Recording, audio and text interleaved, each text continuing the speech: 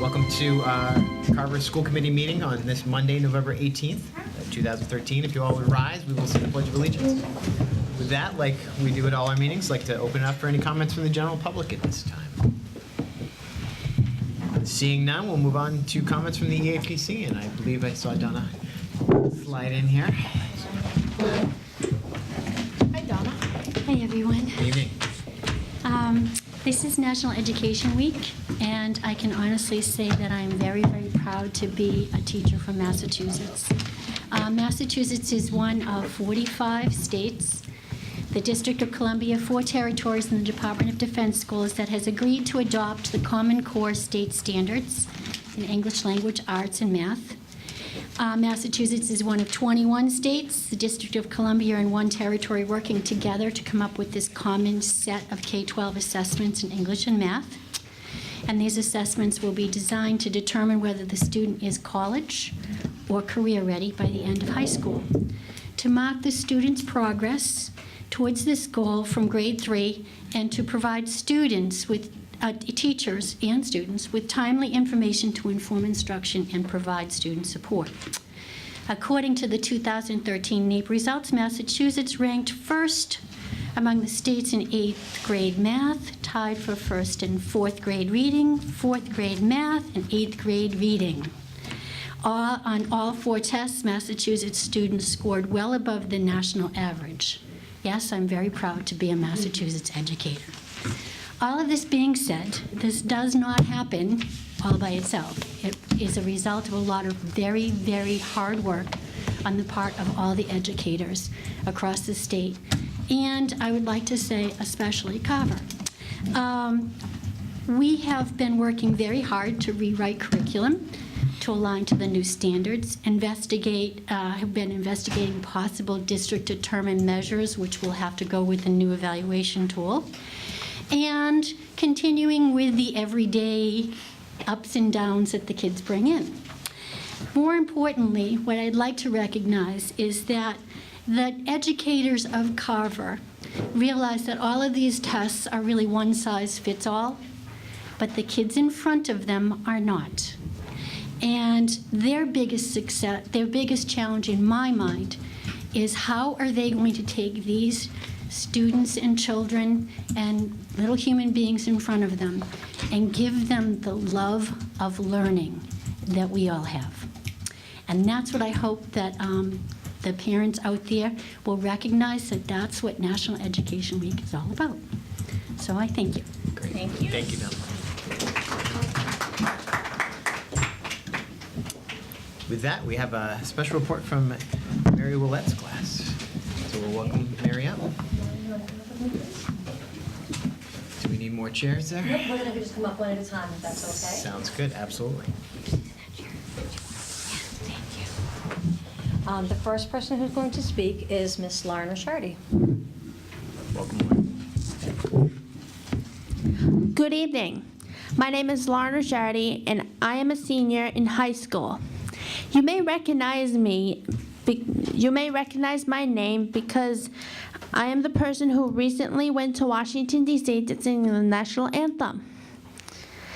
I want to thank you for having an extra meeting last month to make sure I have your permission to go. My trip to Washington, D.C. was exciting, daring, and unforgettable. This was my first time I ever traveled so far away and my first time on the plane. In addition to singing, I was named an ambassador of Best Buddies.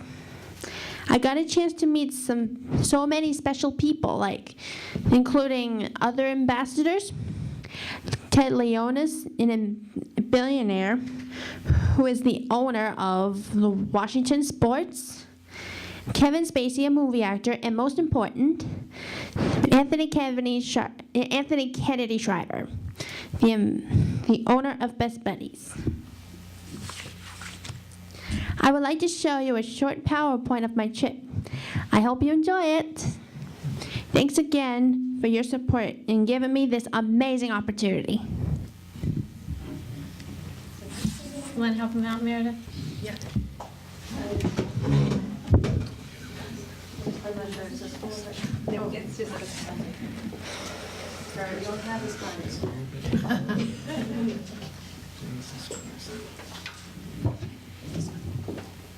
No, there isn't. I can't tell you. It's just, you can't do it.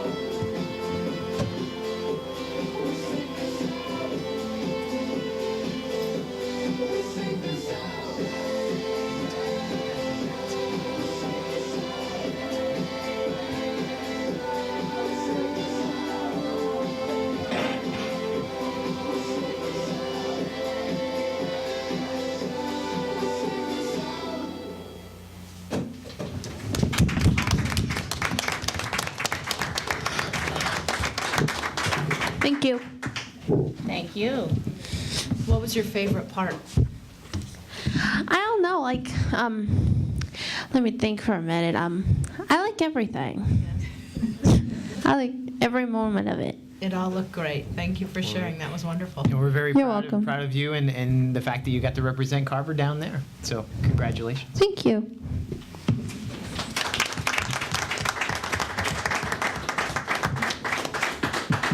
And the next person I'd like to invite up is Miss Paige Lawson. Hi, Paige. Hi. And I'm going to let her speech speak for itself.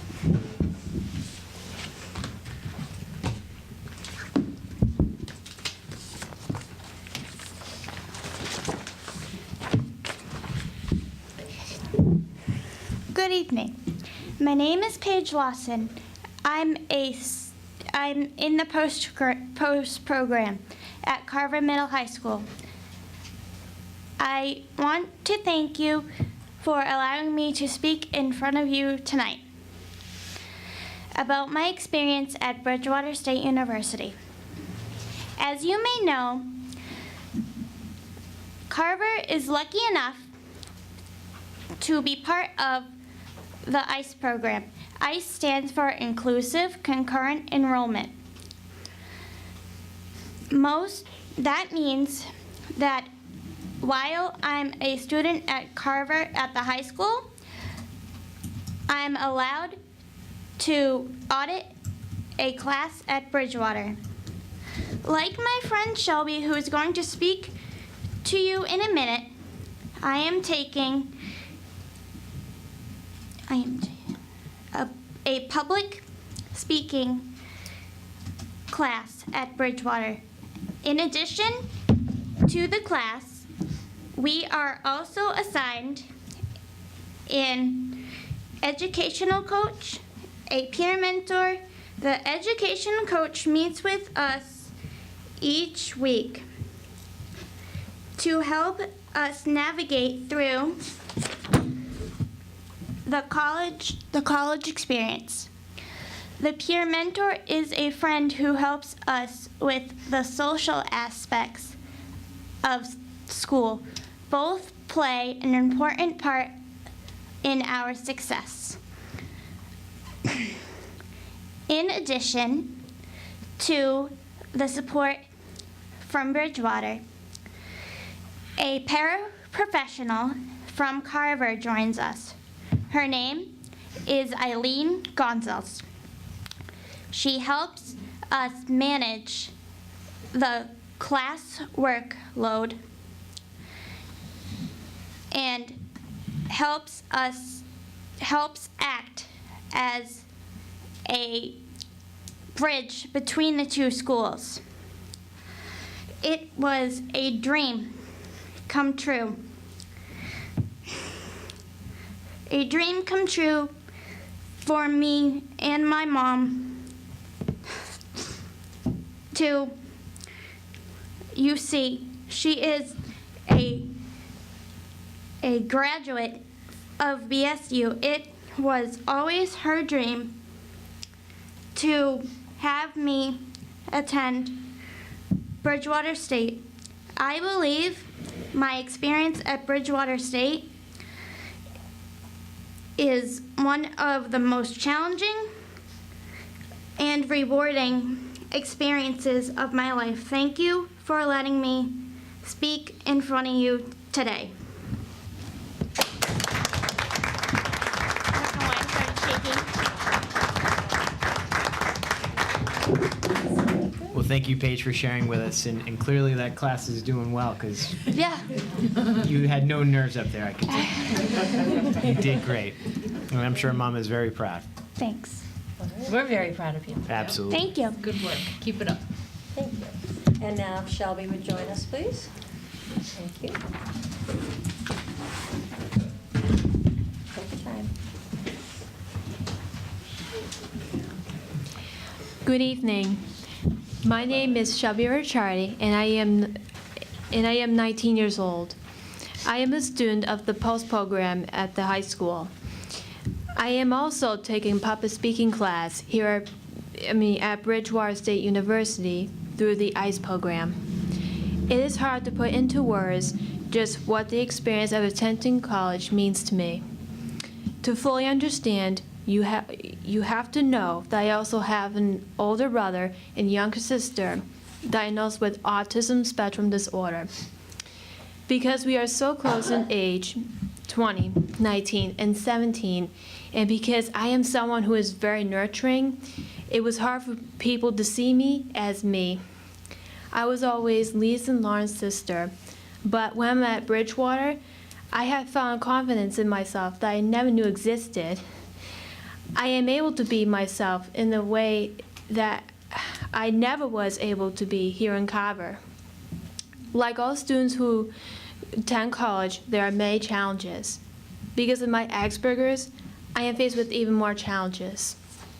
For example, it is difficult for me to read people's facial cues or understand their humor or sarcasm.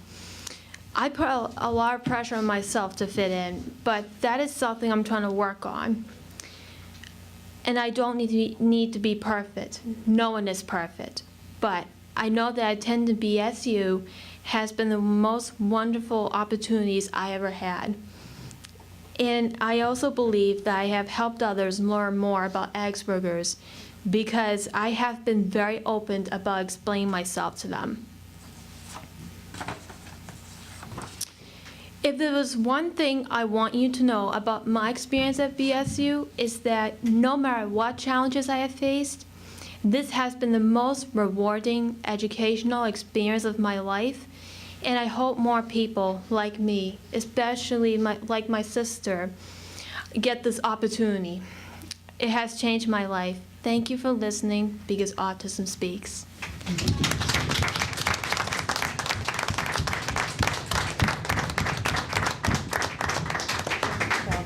Thank you, Great Shelby. job. Thank you. And thank you to your teacher and to Ms. Gonsalves, who make all these things possible for you. It really is. I would like to thank her as well publicly. If you don't mind, I'd like to explain a little bit more about the ICE program, just so that everybody is aware. And I really want to thank you for giving us the opportunity to come to speak to you tonight. I know your time is very precious, and to have this opportunity for Lauren to share her experience and to show the PowerPoint and for the girls to speak, I think is truly how appropriate on National Education Month. I just want to take a few minutes to explain more about the ICE program. The ICE program is a partnership we have with Bridgewater State University. It is a state-funded competitive grant that, as Paige and Shelby mentioned, allows the students to take a class, to audit a class at Bridgewater State while attending Carver Middle High School. Carver was fortunate enough to get into the ground level of this grant, which began 2 years ago. In addition to the ed coach and the peer mentor, they also attend monthly job readiness workshops. The ultimate goal for all students of this age is to get them prepared for life after school. So in recognizing that, the grant also requires the job coaching and the job readiness skills. This program helps to support these traditional goals in the most incredible way. Through the grant, the students are also supplied with mini laptops to use during their tenure at the school. They attend social events. Paige just recently went to a football game. And they are just included in the college experience. Recently, Paige and Shelby had the opportunity to speak at a public hearing that was held by the Board of Higher Education. It was really quite an intimidating venture. Even more intimidating than this, if you can imagine. But it really was. They did an amazing job, and without prejudice, I can say they were the best speakers there. They did a wonderful job representing Carver. But the success of the ICE program really doesn't lie with the logistical components of the grant.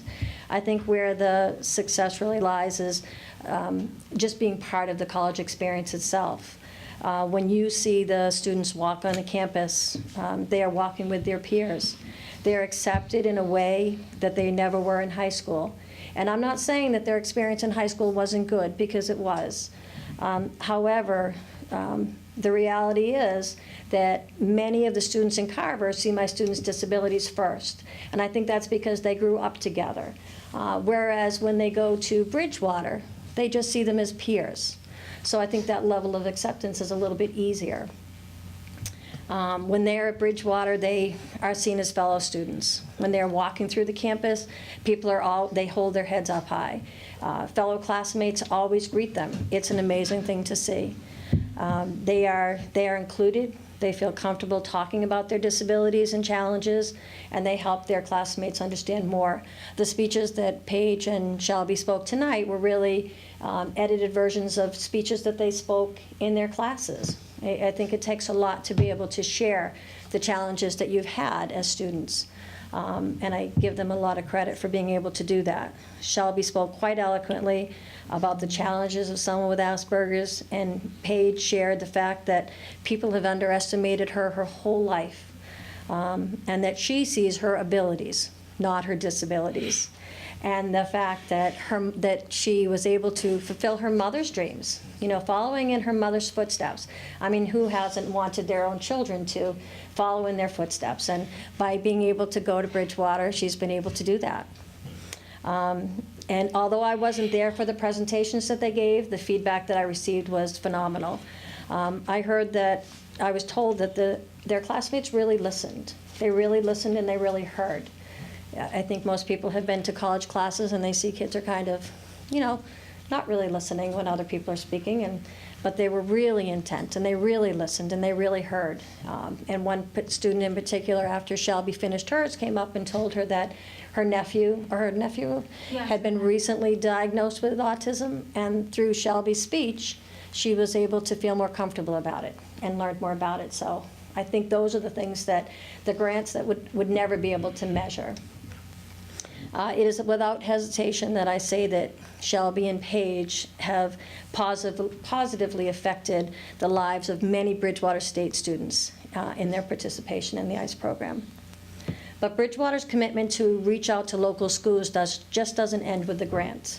When I and several other special education teachers at the post level realized that not all students would be able to attend the ICE program, we put together a new program called the TAB, Transitions at Bridgewater.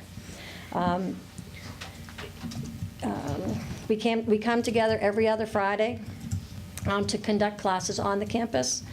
We have grown from a group of about 20 to 25 students to over 50 students now. Area towns like Brockton, Marshfield, Mansfield, Hanover are just a few of the towns that we get to interact with on a regular basis. Bridgewater provides us with the classroom and oftentimes lunch, which is nice for the kids. And the teachers from the area towns, we are responsible for teaching in a workshop style setting.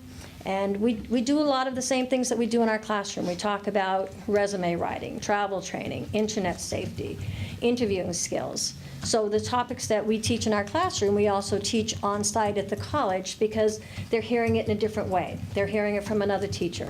We're able to practice it in a different way. So the opportunity to have this program at Bridgewater is really amazing. There are many other state universities that offer the ICE program now. I think there are probably 5 different campuses that offer it. But as far as I know, Bridgewater is the only one that has committed to the TAB program. And that's 100% on Bridgewater, which is amazing. Let's see. But I have to say that it is the special education teachers and the staff that really make it successful. Oh, I'm missing one page. As you can tell, I'm very passionate about the ICE program and the TAP program. I'm actually very passionate about my job.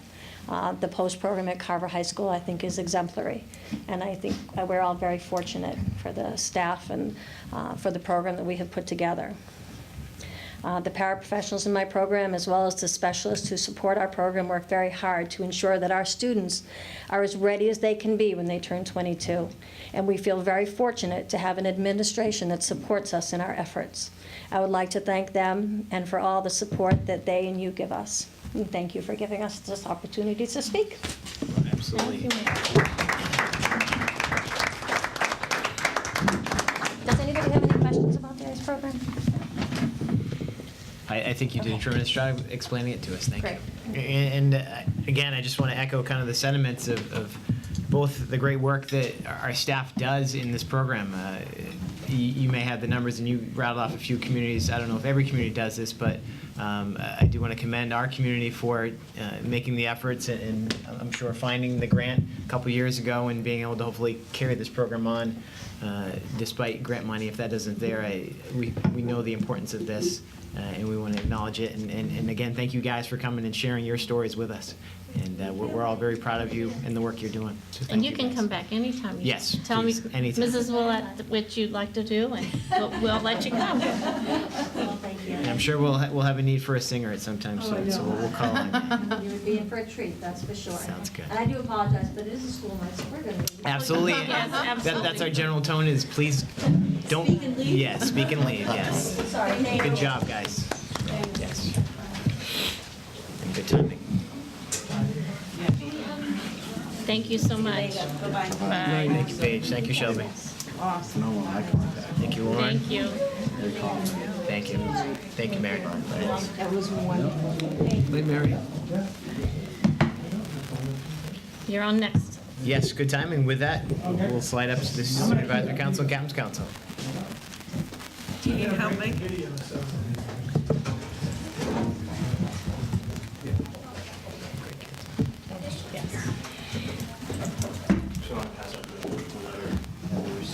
Okay.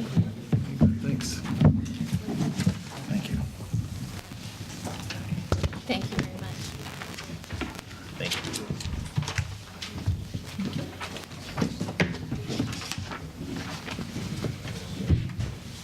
Take the extras.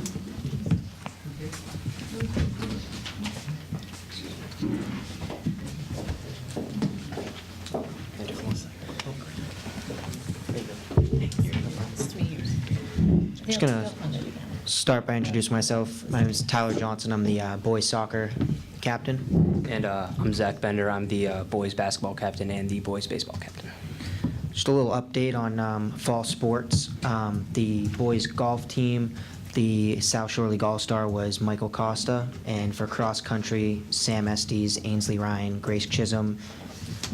For field hockey, Rachel Lazon and Mackenzie Gray. And then for soccer, Samuel McGrath, Ali Gamirez, and Kerry Alexander was nominated for the Eastern Mass All-Star and All-State. And then for boys soccer, Tyler Johnson, Kevin Outfondi, and Kevin Harkins, with Tyler Johnson and Kevin Outfondi being Eastern Mass All-Stars and All-State All-Stars.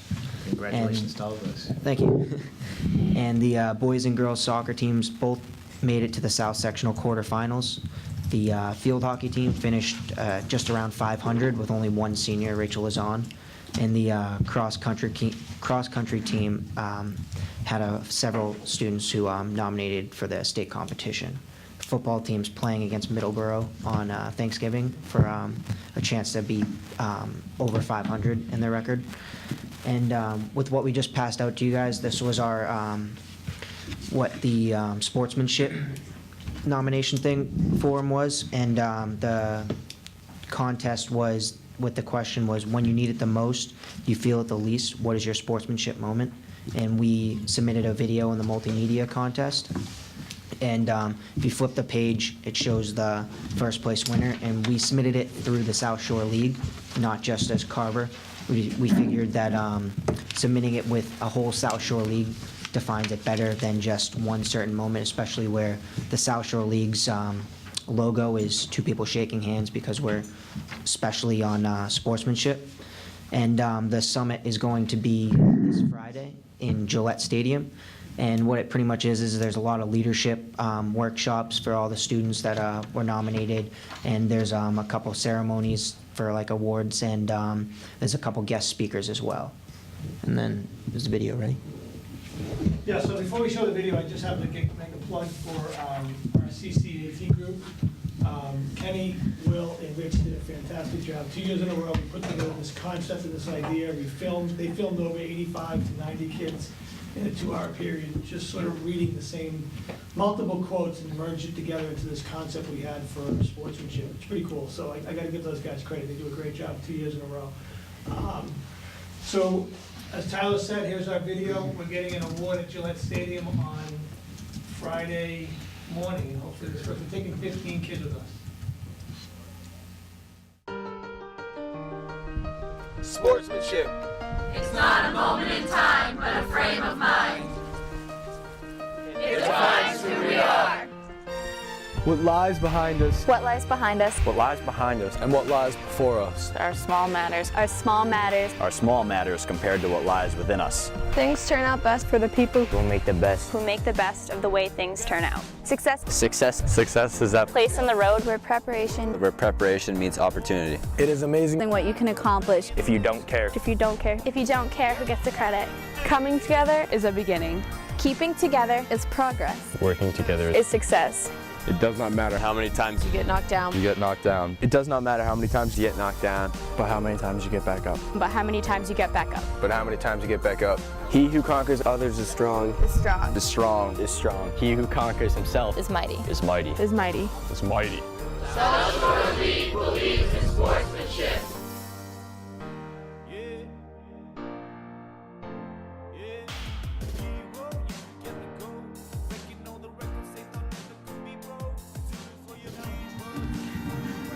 And you can watch it again if you like on the website. Absolutely. That's great. I Great think job.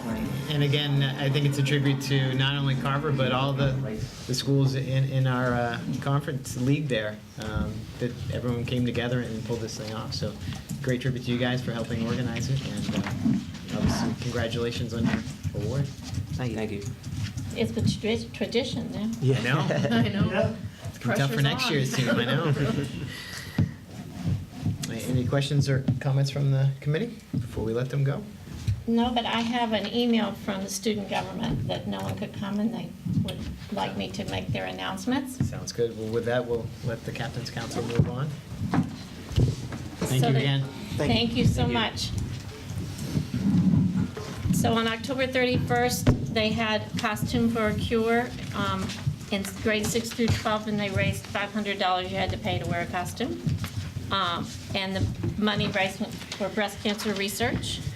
On November 14th, they had Special Olympics Student Council Inclusion Revolution. Event was called Summit for Extraordinary Crusaders and Lakers.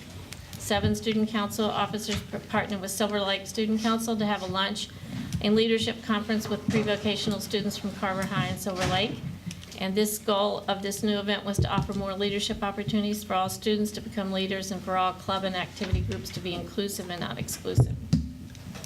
Upcoming events, November 22nd, 22 student council students are attending a regional leadership conference at Whitman-Hanson High School. And on December 5th, student council is hosting the Mr. Crusader contest at 6 p.m. at the Middle High School auditorium, and 9 high school students are competing to win a $100 cash prize and become 2013 Mr. Crusader.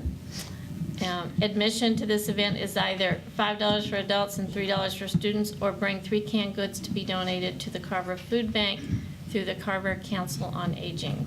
Great.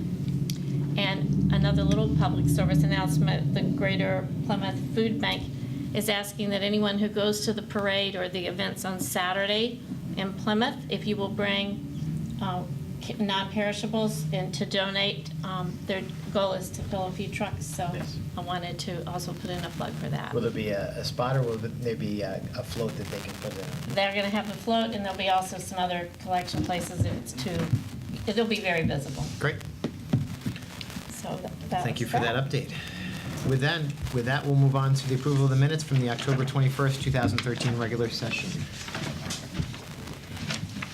Hopefully everybody's had a chance to look those over. I'll make a motion to accept the minutes as stated. We have a motion. Do we have a second? I'll second. Yeah. Motion and a second. Any discussion? Seeing none, all those in favor? Aye.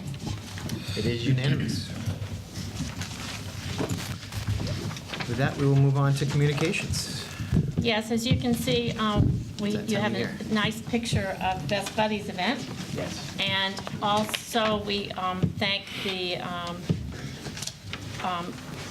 Blair Insurance, Carver Jewelers, and Country Vet for their donation of flags. Because we fly our flags 24/7, they wear out very quickly. And so it's very nice of these businesses to participate in this donation. We really appreciate it. So under my reports, this is the testing report night. So I'll ask Mr. Neef, Scott Neef, middle high school principal, to talk to us about AP and SAT. Before I do that, I always tend to say, I come up here and say, before I do that, Yeah, sure. can I just add on 2 events that we're going to be sponsoring at the middle high school that not necessarily directly tied to student council, but I think we just want the community to be aware of them, if that's okay. One is on the Tuesday night before Thanksgiving, this year the school has decided to sponsor the Powder Puff football game. So the Powder Puff football game had been a tradition that happened outside of the school. It was not a school-sanctioned event. This year, the school has decided to take on the event, and we'll be having a Powder Puff football game on the Tuesday, the 26th, at 7 o'clock on the high school field. The Powder Puff football game is the junior girls playing flag football against the senior girls, and the boys are the coaches. So the boys junior boys will be coaching the junior boys team, the junior girls team, and senior boys will be coaching the senior girls team. We're also looking to have this be a positive community event, so the entire community is welcome. We're going to be charging an admission of $1 or a canned good, similar to the Mr. Crusader event. All the cans that are brought in will go to the New England Food Bank. And then also, any of the money raised at the event, so if anyone wanted to make a donation larger than $1, will go to supporting families in need during the holiday season. So all proceeds from the Powder Puff game will go to support those families. And then the second event is the drama production is coming up. So the drama production, and I don't know if this was in later communications, but I just wanted to put it out there. Drama will be doing Noises Off on the Friday and the Saturday after Thanksgiving. So Friday evening, which I believe is, if I do it, 28th, and Saturday the 29th, will be the Noises Off production, 7 p.m. at Carver Middle High School, and all are welcome. So they've decided to do it over the Thanksgiving weekend, just thinking that a lot of families are home, a lot of alumni are back during that weekend. It's a traditional time where there's a lot of families gathering, and we said maybe families will take the opportunity to come up and support the drama program on that Friday and Saturday evening. So I just wanted to make sure that people knew those events were coming up before the next meeting. Shifting into SAT and AP scores. We'll start first with our SAT scores. And this year our scores were a bit concerning. So we need to take a look at them, and we as a school have to start doing some analysis about and looking at those scores to see where we were. And then we also have to take some thoughts and think about what direction we're going to go in terms of preparing students for our SATs.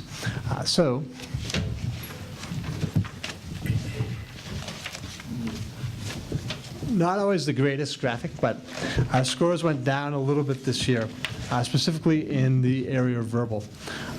We actually had some of the lowest scores that we've had in the recent history of the school in the past 10 years. The Carver graphic is represented by the beige or tan line. The purplish line is the national average, and the reddish line is the state average. Historically, Carver has always been on or about the state average and well above the national average. But you'll see that this year in verbal, we took a huge dip. And the actual scores went down to 481. So our average verbal mean for Carver was 481 on the verbal section of the SATs, which was actually a 43-point drop from the year before. The year before, our average verbal was 524, which last year, the year before, was the second best scores in the history of the school. So we went from our second best scores in the history of the school to the next year having one of the lowest scores in the history of the school. I just want to give a little framing of what this score represents. The SAT scores are based upon the graduating class of 2013. So it's not all the scores given in the school. It's based solely on that graduating class. And what they do is the students can take the exam as many times as they'd like. Some students take it once or twice. Some students take it 3 or 4 times. And to come up with this score, they take the student's best score and then the average of the class. So they take each individual's best score in each subject area. So those best scores could happen at different times. You could get your best verbal score in the spring of your junior year, get your best math score in the fall of your senior year, and get your best writing score in the second time you take it in your senior year. So it's actually 3 different tests, but they use all of those scores to come up with the average. So it is based on students' best scores over time. And so it's a reflection of a particular class, not the school as a whole. So obviously to have a drop at that level raises some concerns, but it raises concerns because we didn't have any programmatic changes. So it's not like we made a shift in any specific direction that we can easily attribute and say, well, we made this change, we did this differently, and because we did this differently, we're concerned that it had a result in these scores. Ultimately, we would say that we've done things pretty similarly over the last 5 years because our scores had been strong. We had been scoring at or above the state average and definitely above the national average, and our scores had been really competitive. And over the last 5 years, going into last year, we had really taken pride in the strength of our SAT scores in both verbal and math. And this trend was consistent across all three areas. So we're going to look at the math, we're going to look at the writing, and we're going to see that there were drops in those areas as well. The drops in those areas were not as significant as it was in ELA, in the verbal part. The verbal part was obviously the largest drop, with it being close to 43 points. So I think I'll talk more about what our response is to the overall scores in a second. Maybe we should just take a minute to look at the scores overall, and then we'll have that discussion of what our response is going to be to those. If you could, Ruby, that would be great. I need the clicker. So in the math scores, now you can see the drop is not as large. Historically, we have not scored at the state average. There's only 1 year where we got really close to scoring at the state average in math. The state average back in 2007, the state average was 522. We were 521. That's where the kind of reddish and tannish line are almost exactly the same. But we've always scored above the national average in math. And then over the past 5 or 6 years, our scores have been very consistent, and we would consider a strong level. 518, 517, but this past year it dropped down to 509. Now, the College Board would say that for a school our size, that any drop or change of more than 9 points is statistically significant. And that anything within that 9-point band is just the variance of a whole different group of kids. So our math score, the drop in math was only 8 points. It would fall within that variance of a class.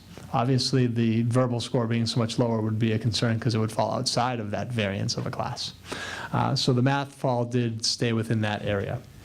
And then if we go on to the writing scores, now the writing scores haven't been around as long, and we had that 1 year back in 2007, same year as our math almost outperformed the state, where our writing was 535, was one of the higher scores in the state. It's way up there on the chart.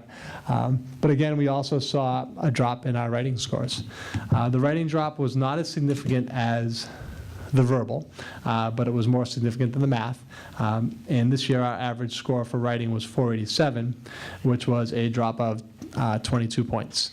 So we had a 43-point drop in verbal, we had a 22-point drop in writing, and an 8-point drop in math. So the scores were consistently low.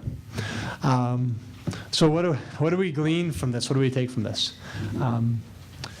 Overall, the class of 2013 had performed a little bit lower in other assessments, such as the MCAS, but not this much lower in comparison to other classes. So if we looked at other performance data from this class, it was a little bit below the averages of other classes, but again, not this significant. So what we're going to do as a school is we're going to try to do some analysis of what did this really mean. So we've kind of made a list of things that we're going to look at. We're going to look at GPA and do a comparison of the class of 2000's GPA versus the GPA of previous classes to see if there's a significant drop there.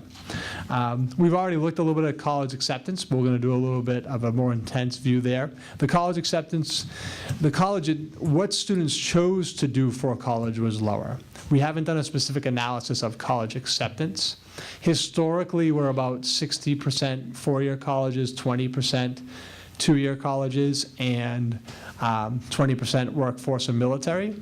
Last year's class, we were at 56% four-year colleges, and we were about 26% two-year colleges, 18% military in those areas. So there was a drop in acceptance in four-year colleges with the class of 2013. But we're going to even broaden that out and kind of look at college acceptances. What schools were these students accepted to? And then we've also just had, we're going to, obviously turn this over to the English department, since the scores in the verbal area had the largest drop, and just have them do a little bit of analysis of the data and look at areas in which we may have shown some direct weakness. Now, the SAT report they give you is a little more difficult, a little different than some of the data you get for other tests. Their focus for SAT data is really demographic. So when I get the SAT report, there's a lot of breakdown of demographics, race, ethnicity, gender, socioeconomic status, It's all kinds of reports comparing scores across those bands, but not as much of a breakdown of this area of the test was focusing on reading comprehension, this area of the test was focusing on decoding. So it's harder to have that like content-specific area that we need to focus on for improvement. And I'm not saying that we're going to leave it to hope that our scores pop back up next year. We're hoping to see that, but we're hoping to see that. We're hoping to see that the class of 2014 will see stronger scores. Historically, they've actually been a class that scored very well. The current class of 2014 did have our highest MCAS scores overall as a class coming through the school district in the history of the school. So in other data, they've done really well. So we're hoping to see these scores jump back up. We're going to make some changes. This year we've added an SAT prep course in mathematics. We didn't add one in English, obviously, because we didn't know these were the results at the time. I don't receive these test scores until September because it's based upon the class of 2013. So you have to wait for them to graduate, finish up, take all their tests. So this information doesn't come to the school district until now. Until September. That's when we receive the data. So it's hard to make programmatic changes based on results during that year. It falls almost a year behind. Now, our English teachers really have focused on integrating SAT prep strategies within their regular curriculum, and that's the model we adopted probably 5 or 6 years ago, and we saw that's where we had the biggest change, where we had our scores pop up, is in the second half of junior year, first half of senior year, there was just an emphasis within all English classes, except for the AP classes, of SAT preparation, with the theory being in the AP classes, students were getting that level of rigor anyhow that they would be successful on the SAT. So there was a lot of SAT prompts, a lot of SAT practice incorporated into the general English curriculum at the end of 11th grade and the beginning of 12th grade. And we did that because we had a history of students not taking SAT prep courses. We used to offer SAT prep in both English and math during the school day. And our enrollment in those courses were really low. Sometimes we'd run an SAT prep class with 10 or 11 kids in it. And the feeling was not enough students were getting the exposure to the curriculum that we needed to really incorporate it into the everyday work of English. So the English classes have a large part of their content at the end of 11th grade and the beginning of 12th grade that's focused on preparing students to take the SAT. And I actually believe that that's why our scores have been so strong over the past 5 years coming into this year. None of that has changed. So it leaves that little bit of a question of what happened here with these scores. One thing that we have decided is, and several districts are going to this in terms of preparing students for the SAT, is we've decided that we're going to give the PSAT to all juniors during the school day and sophomores who are interested in it. We don't do that right now. Currently, the PSAT is given on a Saturday for those students who are interested in taking it. The value of taking the PSAT during the school day and having all students do it is that after you take the PSAT, you get a very specific report that gives you information on how to better prepare for the SAT. Now, we have a lot of students who do that right now, but not everyone does it. And we think there would be a value in terms of having all of our students take that PSAT, have the practice, do it during the school day, have the school district pay for it out of the high school budget, and ultimately then take that scoring report that they get, which is really detailed, and really give students very specific areas to target. The report will say, you struggled in this section, so you should do these things to prepare. And we'll give specifics like, you should read articles from scientific journals. It's that detailed. And it tells students what they can do to better prepare themselves to be successful on the SAT. So next year, we're going to give the PSAT to all juniors and those sophomores who are interested, not all sophomores, during the school day. We've also, like I said, we've added the SAT prep class, and then we're going to be looking at these scores and trying to make a determination of, it's kind of a balancing act. As I've been thinking about this over the past week or so, of the scores are concerning, but you also don't want to be reactionary. Because when you have a history of a score pattern that's been pretty strong over time, you don't want to just abandon what you've done, what you think has played a role in the creation of those scores because you had a year where the scores had dipped. But we also don't want to be dismissive. So it's that balance between being reactionary and being dismissive and saying, well, it's a one-time group, this group hasn't performed as well as other classes, and it's just going to bounce back next year. So I think we have to kind of take a middle-of-the-road approach, and we're going to be doing that and doing some analysis of this. So before we go into the AP results, which are a little different, but more positive, the AP results are more positive. I don't know if I just want to open it up to you to ask questions about the SAT scores, share concerns, or validate concerns that we have. Sounds good. With that, I would open it up to committee members for comments or questions for Scott. I just wanted to say, just hearing about this for the first time, I think that's a great idea, that PSAT during the school year. I think that can only help, no matter what level our scores are, whether it's a one-year dip or just success in the past. I mean, it's just going to get us stronger.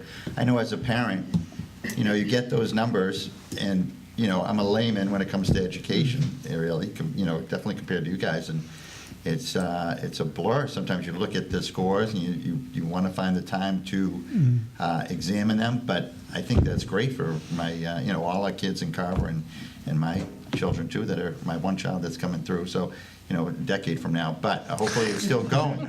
So, but I really commend that idea that you guys came up with. I think that's brilliant. And even, and I know it sounds like the tuition's going to be paid for by the school, not the tuition, but the fee for PSAT, which is probably, in the grand scheme of things, it's minor, but that, I believe I paid for that. The exam was $14 this year, and people paid a little bit more because we pay the proctors because it's on a Saturday.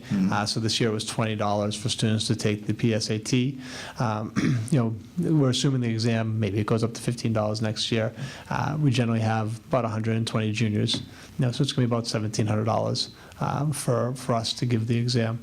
And then whatever sophomore, might be as much as 2,000 with the number of sophomores who want to do it. But we're just going to incorporate that into the middle high school budget this year because of the necessary expense of something that we need to do. I commend that too. I think that's a worthy thing, for the parents of Carver. That again, that one price is not huge, but when you add it up, compared to all the SAT fees and the AP fees, et cetera, and the sports fees and all that, it's great to have it chip away, help the family budget a little bit. So it's a little bit of a paperwork thing too. People don't see the notices or don't pay attention at the right time. So if we do it as a school, it'll take all the processing deadlines out of the picture. And we've talked about it for years about maybe we should do it now. I think this would be a good time to start. Well, and the other side of it is no student's going to miss out on an opportunity in case of financial hardship. So I think it's another win-win there, definitely. Any other questions or comments?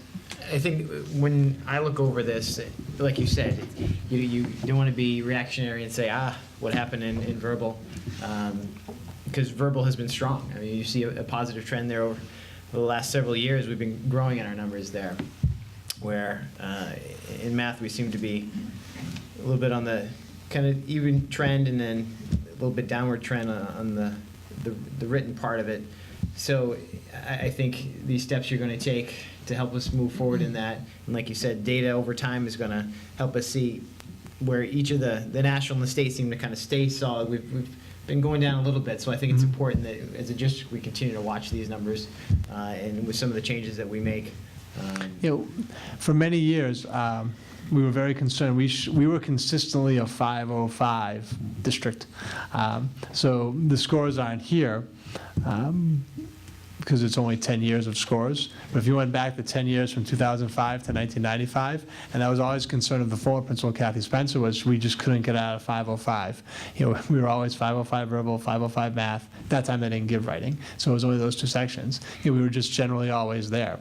So we were so happy when 2005, when we kind of made that shift, and all of a sudden we became, an average of 515, 516, 517, pretty consistent on both sides.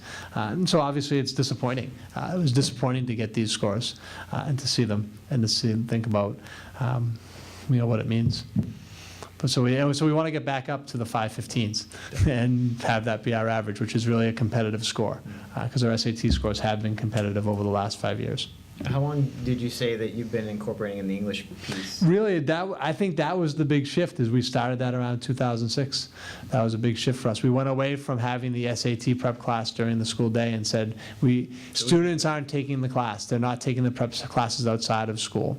Because there's all kinds of prep courses outside of school. We offer a prep course called From Revolution SAT on Saturdays and during the week in our school. It's just the expense of those courses, I think, has kept our students away. Last time we ran Revolution Prep last year, we only had 5 students enrolled. And I think it was solely a cost factor. So, 5 students is a minimal effect. In Revolution, they were doing it at our building on a Saturday, on weeknights, and they were a little cheaper than Kaplan or some of the other courses that you would take at Bridgewater State, Princeton. Our course was running for I think it was $650 at the end. $650 is still a lot of money, but those other courses are running between $800 and $1,000 to take those SAT prep courses. But we weren't getting the payoff there. Well, I think it's great, and I didn't realize, it's been a long time. So it clearly, as you stated, kind of, that's when we started to make that big jump, which is great. So is that something that's looked to potentially be incorporated in the math a little bit? Maybe some of these other... The math teachers went back and forth a little bit because they felt like if you're in pre-calculus or calculus, which a good majority of our students take, they would argue you should be successful on the SAT. The SAT generally only has through pre-calculus. There's no calculus on the SAT. But they did decide this year to bring back this SAT prep course. And they really based on feeling like there's still some students that could benefit from it. We had a class that was called Advanced Topics before, and it was a little bit of SAT prep. It was kind of a little bit of everything. It was a smorgasbord. That's why it was Advanced Topics in Mathematics. It was a little SAT prep, a little statistics, a little variability, a little bit of pre-cal. And they decided this year we're not running that course, and we said, let's just focus specifically on the SAT prep because we think that might be more beneficial for the students who are taking that class. So that class, like I said, that actually wasn't in response to the scores because we didn't have the scores yet. That was just a decision the math department made last year, thinking it would be beneficial for the students. We have to make these decisions Now. in January. Yeah. To get, for the following year, so. Any other questions? If not, I'll go on to the AAP scores. So AP scores, I want to talk a little bit about, and this is going to sound negative, why we did not make the AP honor roll. Last year we did make the AP honor roll. This year we did not make the AP honor roll. But remember, the criteria for making the AP honor roll is based on participation. So you had to increase your participation by 10% and maintain your scores. So this past year, we didn't increase our participation by 10%. But if you looked in comparison to the year before, it's because we had made such a huge jump. So I put this is the slide I actually showed you last year. This is 3 years back now. So the class of 2011, back in 2011, we gave 103 AP exams.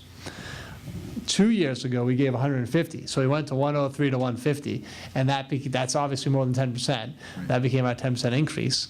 And our percentage of students scoring 3 or higher, which is the benchmark on the AP, is having students score 3 or higher, that's considered the passing score, stayed the same. So we had 103 students take it. We had 78% score 3 or higher. We had 150 students take an AP exam, and we had 78% score 3 or higher.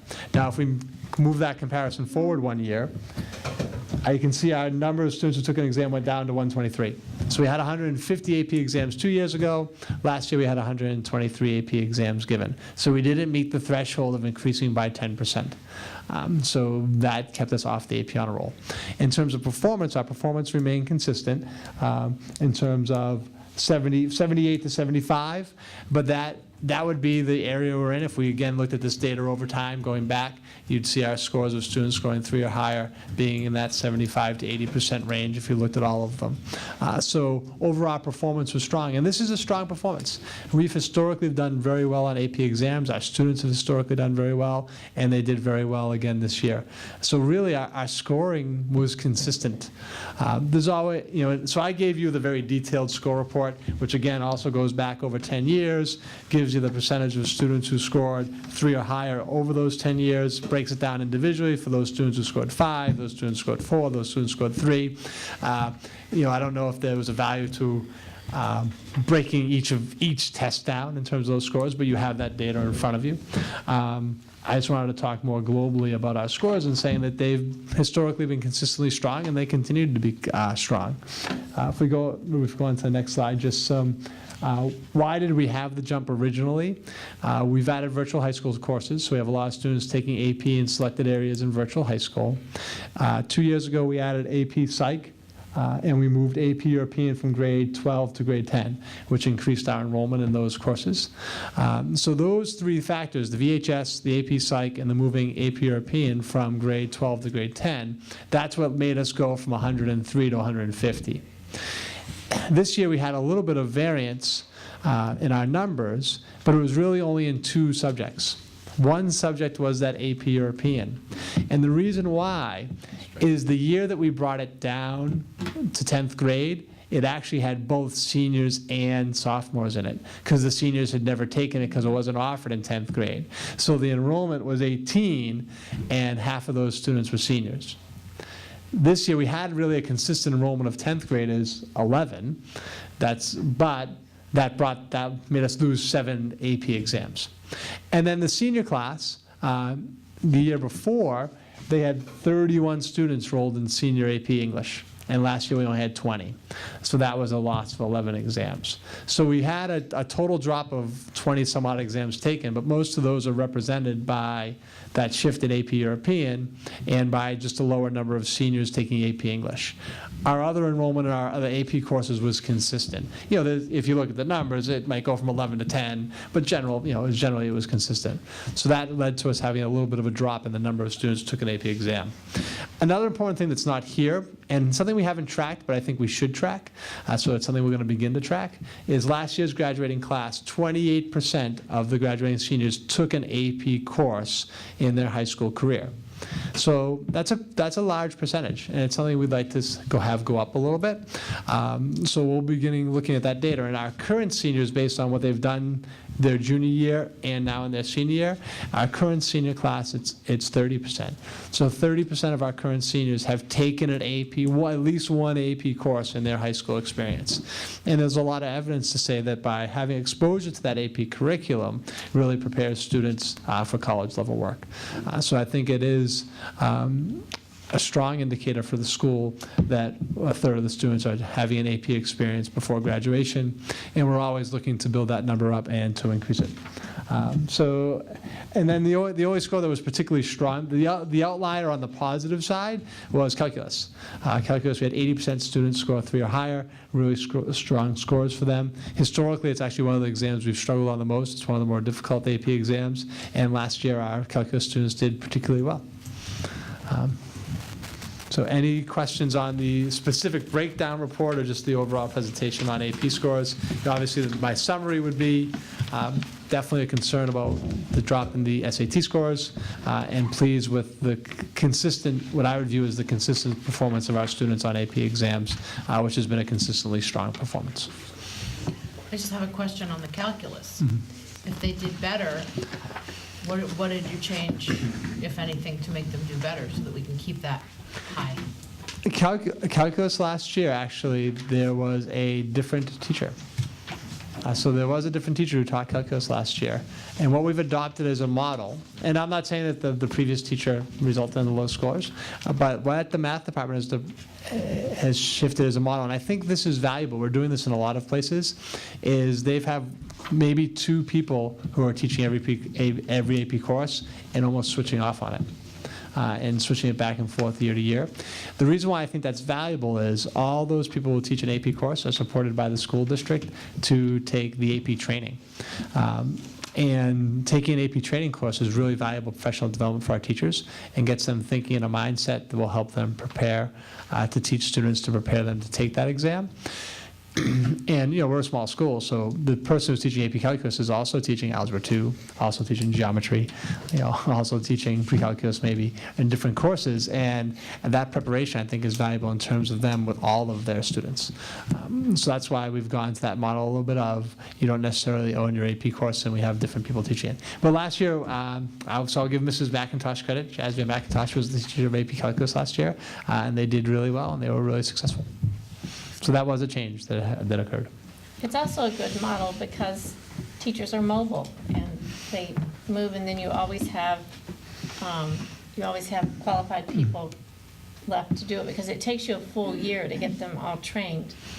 Another thing that living in the Northeast, it's very hard, is having teachers go to the national scoring events for AP is always very valuable because they get to experience the end products from many different parts of the country, but most schools outside of the Northeast end somewhere around Memorial Day, and so the scoring happens in the second week of June usually, and it's very difficult for our teachers to take off because they're trying to give their own exams and grades, and so that's something Northeast teachers have been complaining about for years. Yeah, historically, Ms. Littleton has done it several times. Yes. For environmental AP. And Ms. Catalis, who used to teach AP European, is no longer, she's retired. She went and scored the AP European exam for many years. But those are our only teachers who've done it on a regular basis. Mr. Lamro went 1 year. Mr. Lamro went 1 year. Yeah, but it's just tough that time of year.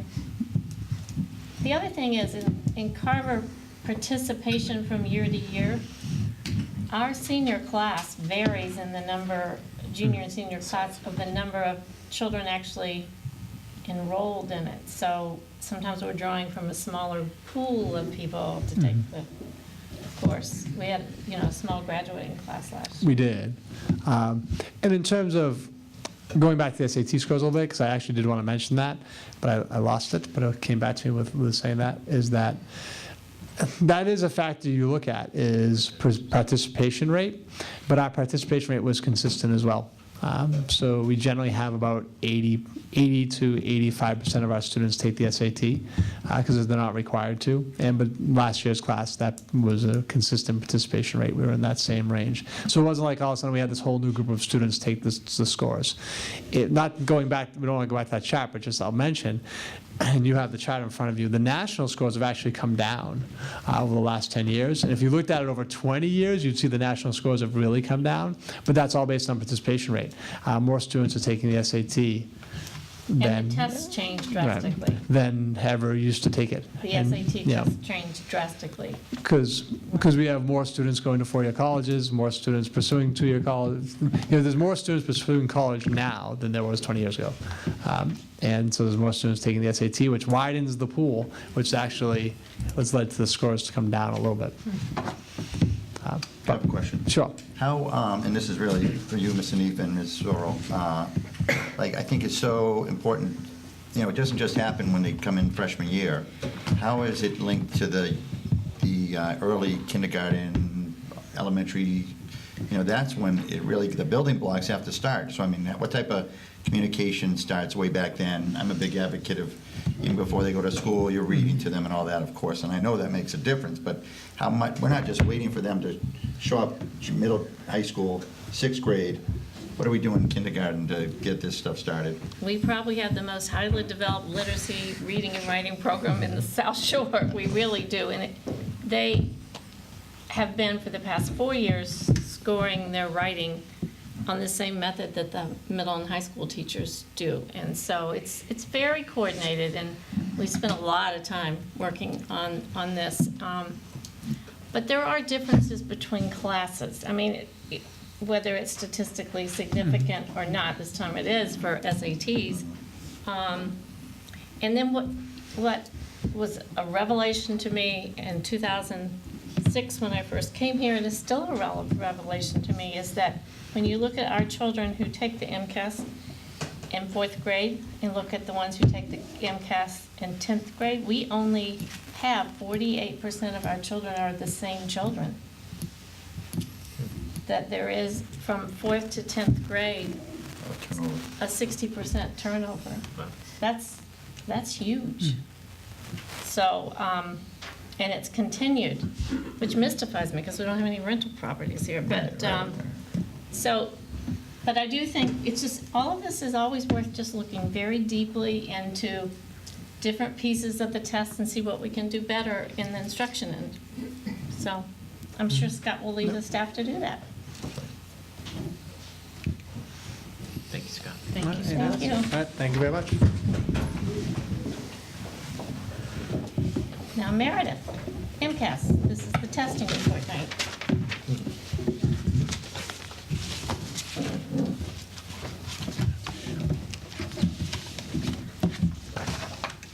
You have a handout that was on your table.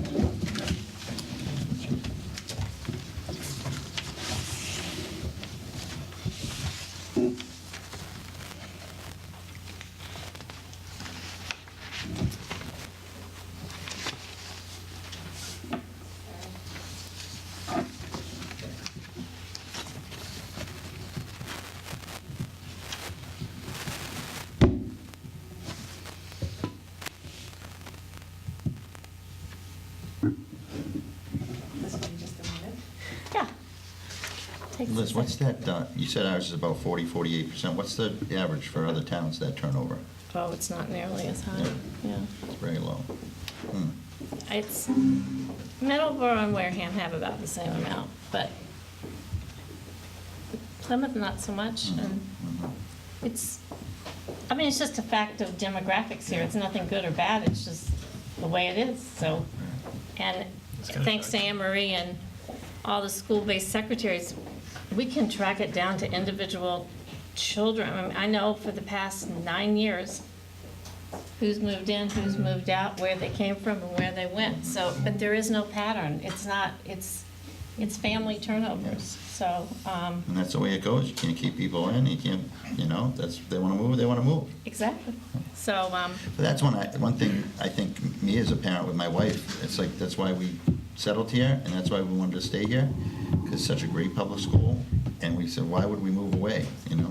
And I know different things happen, people get transferred, promoted all over the country, Yeah. et cetera, but if you have a choice, it's a great place to stay. And people move and then they move back. We've had 3 families this year moved away and came back. So you do have the returns.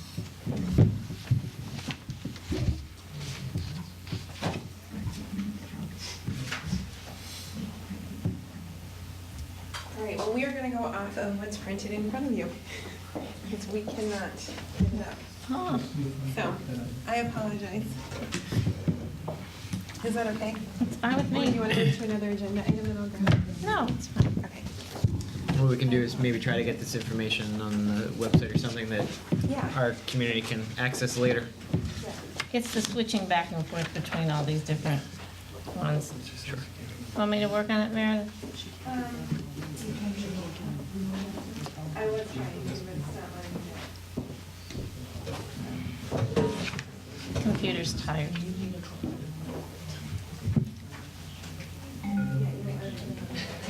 It should be on there, but it's not showing. All right. I'm seeing some encouraging numbers, so I'd love to hear about them. Okay, thank you, ma'am. We can definitely put it on the website. Yes, we will put this on the website, and thank you for your patience.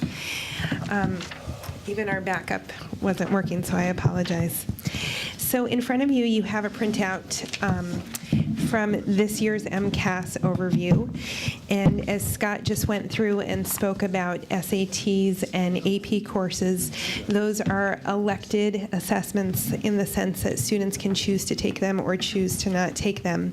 But the MCAS is mandated, and it is obviously a measure of how well our schools perform in comparison to the state. So if you go through, the first slide talks about Carver's longitudinal growth, and it will show a 7-year gain or 7-year progress in English language arts.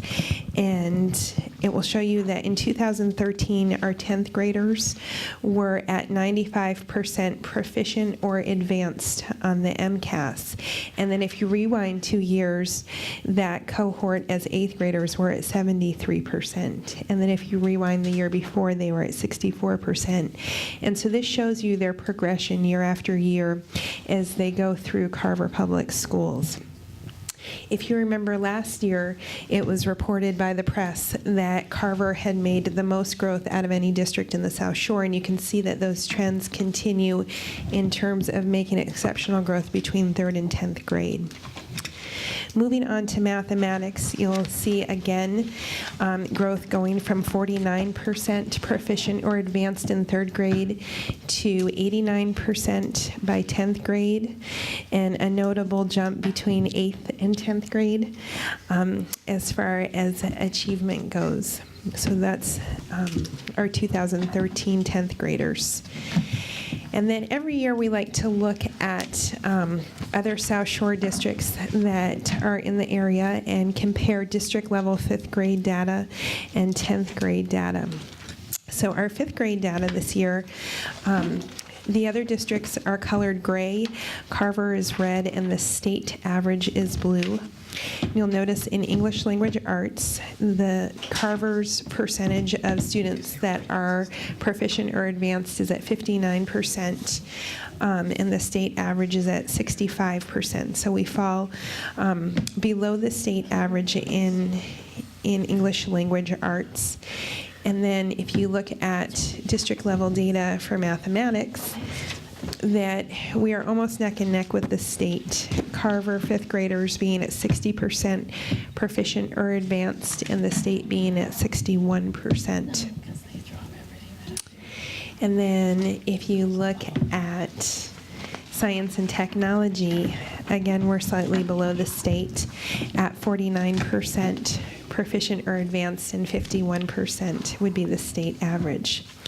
So one of the things that we do with this data, particularly with 5th grade, where it's an exit year for students at the elementary level, is administration and teachers have the opportunity to look at this both at a school level, because as Mr. Struski pointed out earlier, these assessments not only are able to capture where students are at in the year that they take the assessment, but also all the preparatory work that leads up it and provides a strong foundation to be able to assess at the next level.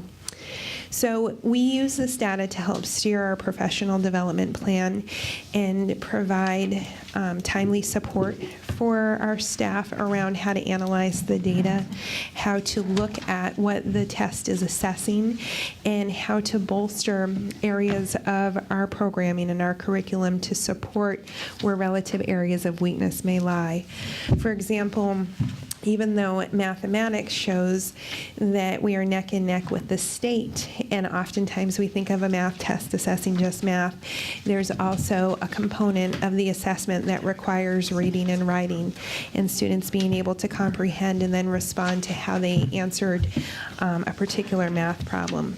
So this year we've brought in keys to literacy and have worked on open response, and a lot of those decisions have been made in terms of this MCAS data and trying to target our professional development and differentiate it based on the need that's detailed in these reports.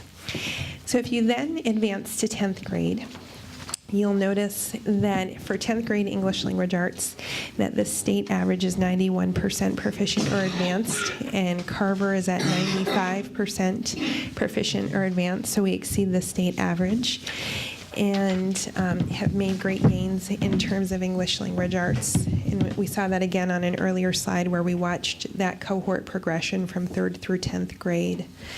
If you look at math, you can see that we are 10 percentage points above the state average, the state being at 80, and Carver being at 90% proficient or advanced.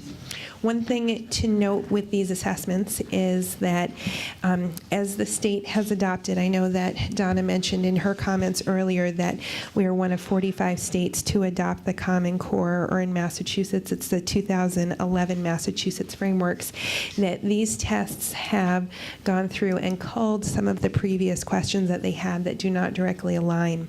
So this is in preparation for migration to the new national assessments, again, that Donna referred to in terms of where Massachusetts is with that. And then lastly, if you look at science and technology, we are neck and neck with the state average being 71% of students proficient or advanced, and Carver is at that same amount, at 71%. So in terms of what we use that data for, I know that the science department chair has disaggregated that and has communicated relative areas of strength and weakness with her department, and they've used that as, again, an opportunity to steer their work. And then we also use this data, both the preliminary data and then the published data that comes out after the state lifts the embargo, to help drive our district improvement plan. And two huge components of our district improvement plan are the 2011 Massachusetts frameworks and making sure that we are migrating to that new rigorous expectation of what occurs at each grade level in mathematics and in reading and writing, not only in English language arts classes, but additionally in science, social studies, and the technical subjects. And then also using this data to generate our professional learning community model, where we are responsive to what the data would suggest are our strengths and weaknesses, and we work, again, as grade levels and as departments and as administrative teams to help steer our work in response to that. So I apologize for the technical difficulties. It will probably start working as soon as I end. But I wanted to thank you and open it up for any questions that the committee may have. Thank you, Meredith. Committee? I have a question. I just want to, Meredith, I think that's amazing when you see the 5th grade scores and they don't seem to compare to the top South Shore schools, and then all of a sudden 10th grade, we're right up there. I mean, that is amazing. That frightens me when I'm looking at the 5th grade, but then all of a sudden you do something over 5 years that gets us right up there. So, I mean, how's that happening? Well, there are a couple different answers to that. One is that, and you hit the nail on the head earlier, that it's true that students don't come to 10th grade with that 90% proficiency without having the benefit of the 9 previous years or 10 previous years to be able to have that strong foundation. And so our curriculum at different times will get to the point where we are mastering what the state has asked us to master, and you can see by 10th grade that we're able to acquire those skills and exceed them. That's excellent. Thank you. Thank you. Another point of view from that is, for whatever reason across the state, the 4th grade test is the hardest test in both English language arts and mathematics. If you look at the state results, it's just like Scott said about the SAT being right at 505. It has been stuck there for 10 years. Partially because 4th grade is when kids developmentally develop the skills for abstract reasoning. They go from all concrete basically to more abstract reasoning, and so you get results on both sides of that, because some kids, it just takes them a little longer to get there, you know, as far as being able to reason abstractly. So it's and then we're going to have another complication, is the 10th grade test is not going to change drastically over the next few years, because it's a graduation requirement, and you have to spend a few years with the total Common Core before they're ready to take that. However, we'll have a blended test next year, PARC and MCAS, and the following year will be all PARC. We won't be able to look back and say, how do we compare for a couple years, because it is a new test, new norms. We were lucky enough to pilot, what was it, 10 questions or so for the PARC last year.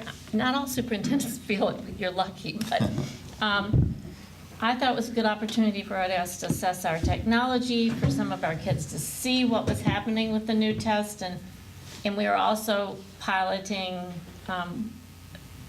tests in the spring at both the middle high school and the elementary school. Almost everybody in the state is. This one wasn't a choice. So we will have a good idea, but there's going to be very quickly a point for which any previous data won't be as predictive as we've had for a while because we're making a major shift. You're basically creating a new baseline, yeah? Yes, we're restarting the baseline. But, you know, if you look at this as an educational system, we have excellent results and outcomes. You know, our kids are ready, you know, for this with the 10th grade scores. We know in the middle school that they're not making the same level of progress they do from 8th to 10th, and we're working on it. Part of that is the middle school child. It doesn't really count, you know. And having taught middle school for 20 years, I can tell you one day they'll do really well, and the next day they won't do very well because they're just kids, you know, and they don't sense the importance of it. And also they get test weary after a while. So when you're given that science test at the end of the school year versus you got to take the writing test in March, they're kind of hot and tired at the end of the year. So, James? I was kind of on the same track with you, Barry, looking at that. But, I mean, ultimately, so many things that, you know, I think Liz kind of hit it on the head, that fourth grade is generally the first year they really start taking those big writing tests.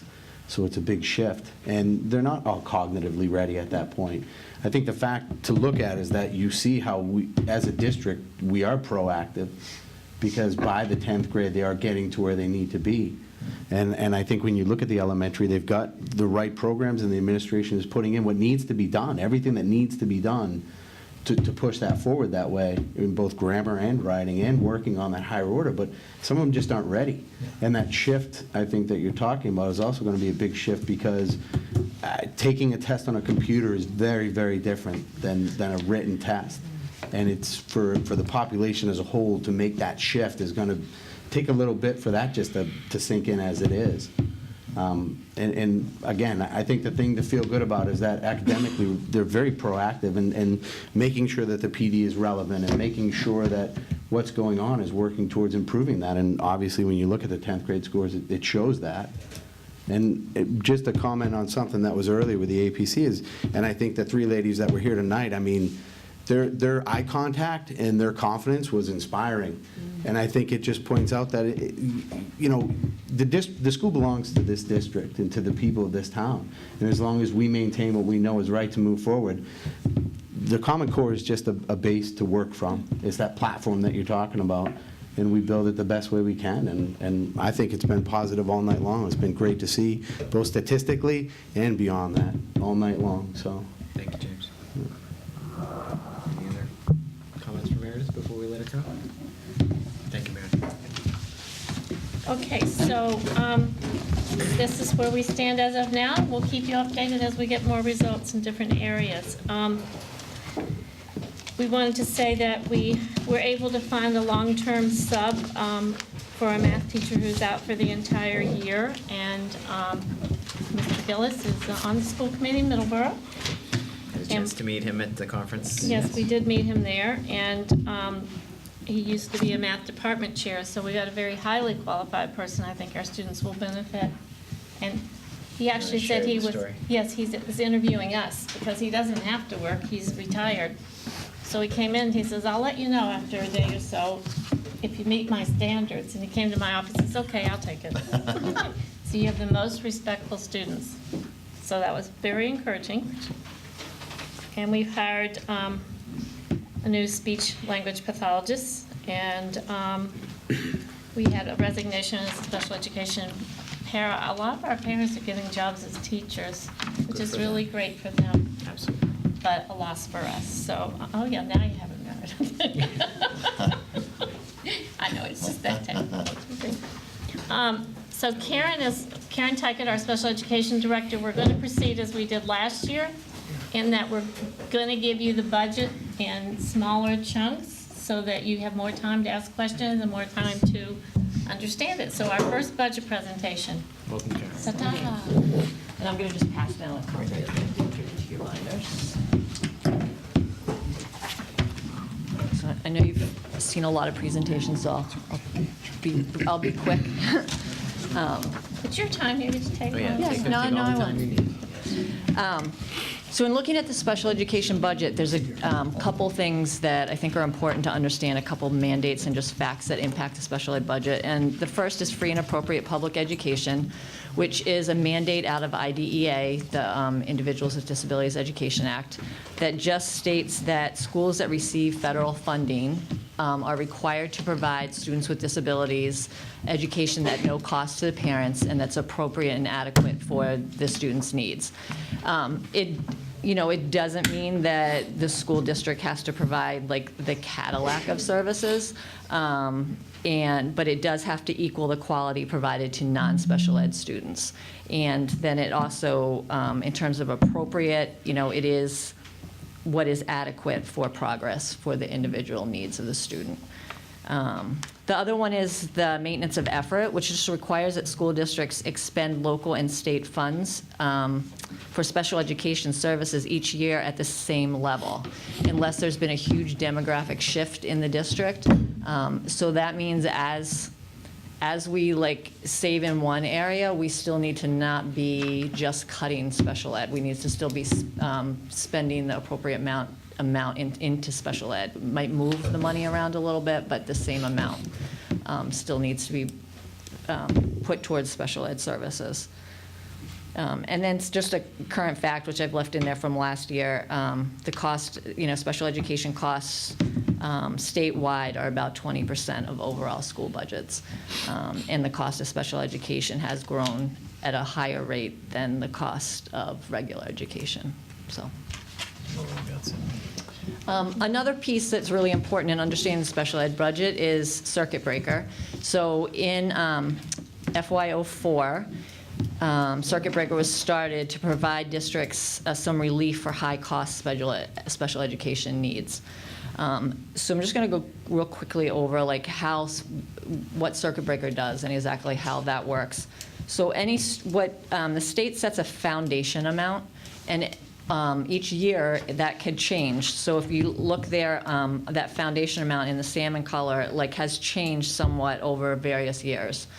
Last year, the foundation amount was $40,512. That means that any students whose special ed costs are above that could qualify for some reimbursement through circuit breaker. But any students that don't reach that 40,000 mark, we're not going to get reimbursed to any degree through circuit breaker. And it's not just based on out-of-district placements. So we can have some in-district students who has costs at that level. So it's not just a reimbursement for out-of-district students. It's a reimbursement for overall cost for the special ed service. So you can see last year we actually had 15 students in out-of-district placements, but we had 18 students qualify for circuit breaker reimbursement, and that's because we had 3 students in district that had high level of needs, which can include one-to-one paras, really small group instruction, specialized equipment, specialized therapies. Those kind of things can add up to equal that. So, but then again, in 2010, there were 38 out-of-district students, and only 16 qualified were eligible for circuit breaker. Some of those, that was probably a large number of kids in collaboratives that cost was lower than the foundation, which that year was a lot higher. Which you can see that year it was like 45,000. So all those things make a difference when you're looking at circuit breaker. What goes into establishing the foundation? And I'm not sure how the state sets that foundation amount. Oh yeah, that's foundation budget. The foundation. Yeah. Per pupil budget. Per pupil budget, foundation budget, which fluctuates right. every year. But it's 4 times that amount. Yep. And then that's the threshold that triggers it. Gotcha.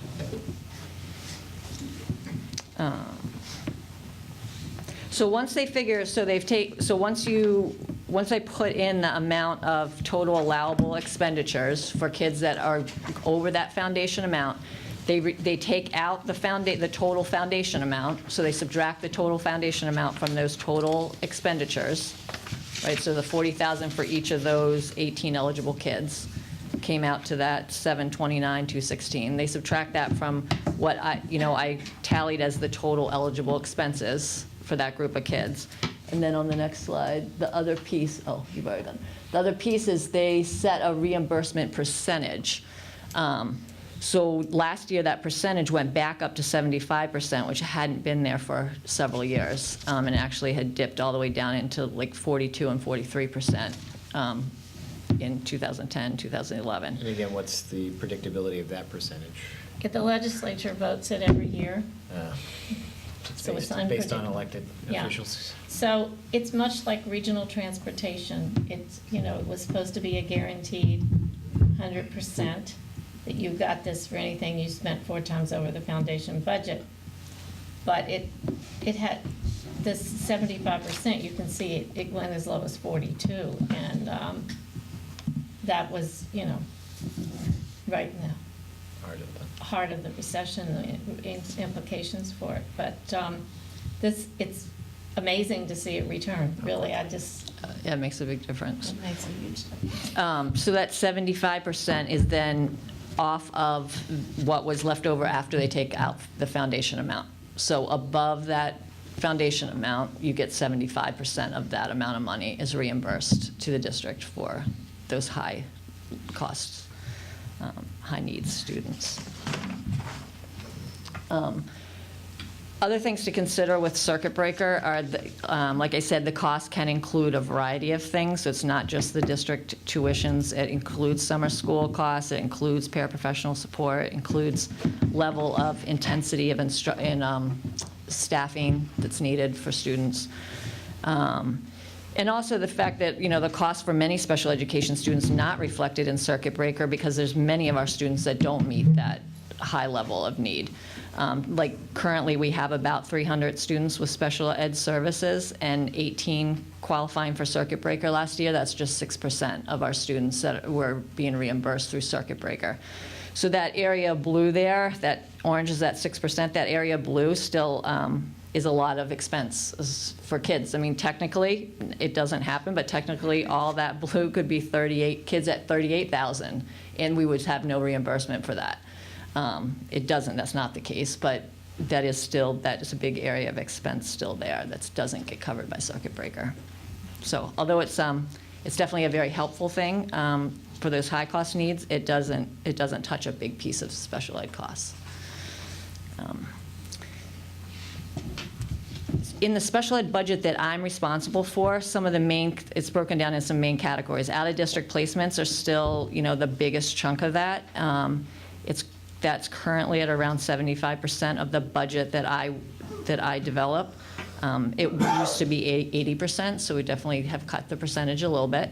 The budget that I'm working on does not include special ed staff salaries. So just to be clear about that, what we're looking at here does not include staff salaries. So it does include administrative costs of the computer program that we use for IEP writing, mailing, postage, things like that. Home hospital instruction, which supports regular and special ed students if they're hospitalized or homebound. Summer services, contracted services, which is consultation for some of the programs we've developed, and some home therapies, especially for students with autism, which a lot of insurances are now picking up, so that cost is going down just a little bit for school districts. Any kind of specialty tutoring and therapies. And then we have equipment supplies, just general curriculum, specialized curriculum for special ed, therapeutic supplies, technology, assistive technology.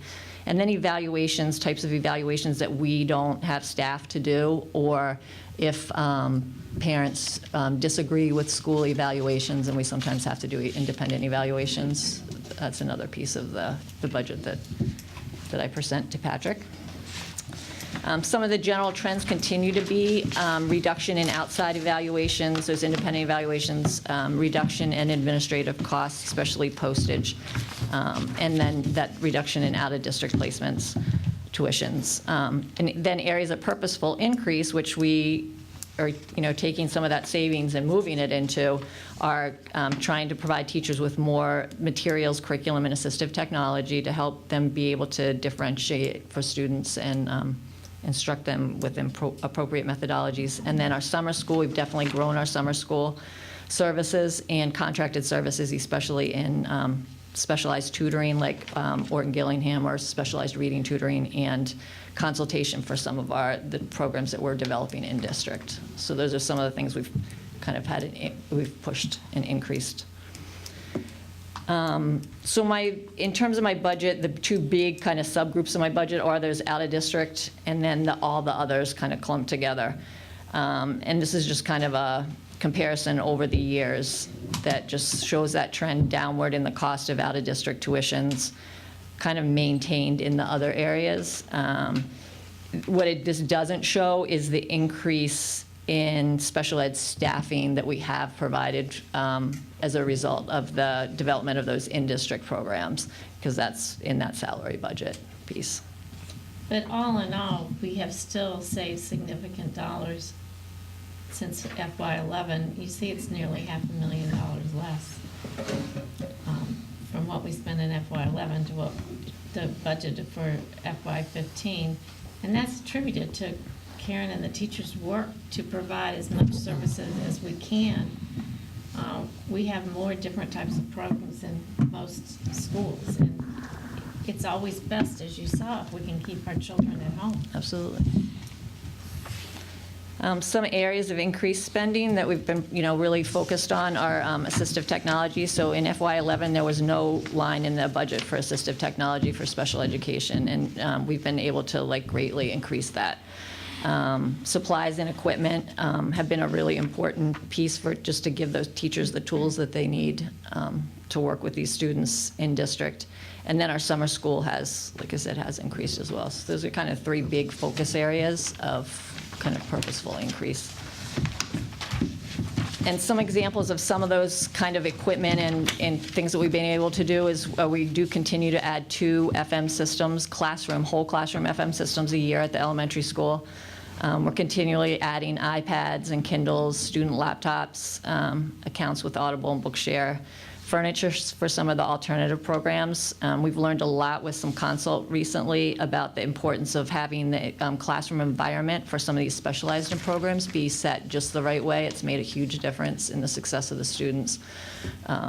So a lot of times that has involved, creating walls, dividing up classroom space, having specialized kind of seating and desks and those kind of things. And then just basic supplies, new assessment tools, alternative curriculum materials. And we have developed at the elementary school a new sensory therapy area, which was desperately needed. So it's kind of has its basics in it now. It definitely needs some additional equipment, but we're working on it. So we have continued to develop new programs. Like Liz said, this year it was the creation of the Middle School Pathways program, which kind of replaced the Middle School Life Skills program, which we didn't need last year. But so we've kind of brought that back. We just didn't have kids that needed it. We brought it back this year, but kind of redefined it and have redeveloped it. And then the creation of the high school language-based program, which has gotten off to a great start. I think I've been really impressed with what I've seen so far with that program and the success of the students that are in that program. I don't really anticipate the creation of any new programs for next year, so I think we'll work on continuing to develop these programs and strengthening them. But the increase in all those programs can, obviously, I think directly related to that out-of-district drop, the trend to drop in out-of-district placements. We had anticipated, I think last year I had anticipated 12 out-of-district kids. For this year, we are at 15. But that flexes a lot. Sometimes it's, short-term placements. Sometimes there's kids that are placed out for discipline reasons. Students with IEPs have to have their services still provided even if they were expelled or out for discipline reasons, so it might not even be a special ed placement. But those kind of things are kind of hard to anticipate. Sometimes you don't see them coming. So I do anticipate for next year probably about 14 students in out-of-district placements. And I just want to point out, like we said, as we reduce that the special ed budget, a big chunk of that is going into salaries for special education staff. We did hire a special ed teacher dual certified as a vision therapist this year. We have 2 visually impaired students, and we felt like we needed a vision therapist like on staff. So she's able to also work with some others to also support this other special ed students as well. And then we have done a little extra contracted support for the therapists who have particularly high caseloads right now. We have a full-time speech assistant. We did add 4 additional paraprofessionals this year, and we added back that middle school alternative program teacher that we didn't have last year. So those are all things that have been a part of developing those new in-district programs. And basically, the focus when I'm developing the special ed budget is to work with the ALT team and determine the needed programs, look at ways to provide services that support all students, so the more we can do that puts in things that or don't just benefit special ed students, but benefit the schools as a whole is helpful. And then move money towards resources that support teachers' ability to provide students in the instruction in the least restrictive environment, which I truly believe is best for students, and so it's not just a financial thing. It's definitely, I see it definitely as the best for most students, and the best for the community, and the most efficient and fiscally responsible way to manage the special ed cost. And I do just want to make that clear that we're not, like, all the students that are coming to in-district programs, they want to be there. We're not, like, asking students to come back into district. These are parents that are asking for programs to be developed so their kids can be in district and stay in their in-district schools. I've had multiple parents talk about the fact, especially kids with like more severe needs, the fact that they go to the Carver playground, they go to the library, and kids run up to them and talk to their kids. And that's such a special thing for them, and that doesn't happen when kids participate in schools, in out-of-district placements. So I do truly think it's the best, and it doesn't mean that we don't, if we really feel like we can't meet the needs of a student, that we don't, look to the out-of-district placements, because we do that if we feel like we can't meet the student's needs, or if it becomes, doesn't work for the school. In 2006, we had 34 children in out-of-district placement, so to give you a measure, to have 15 means that we're meeting 50% of them. Yeah. More needs in district. And that is definitely a trend across the state. I mean, we're not the only school that's definitely doing that and trying to create those in-district programs.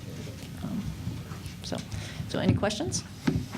I have a few. Out of our total population of kids, what percentage are considered special ed kids? So we're probably at about the state, which is about 16% probably. And that's about the state average for Yes. each district too? And that's the whole range. That's the kids that are like only on for, a little bit of speech therapy, and the kids that have severe needs, so. Okay.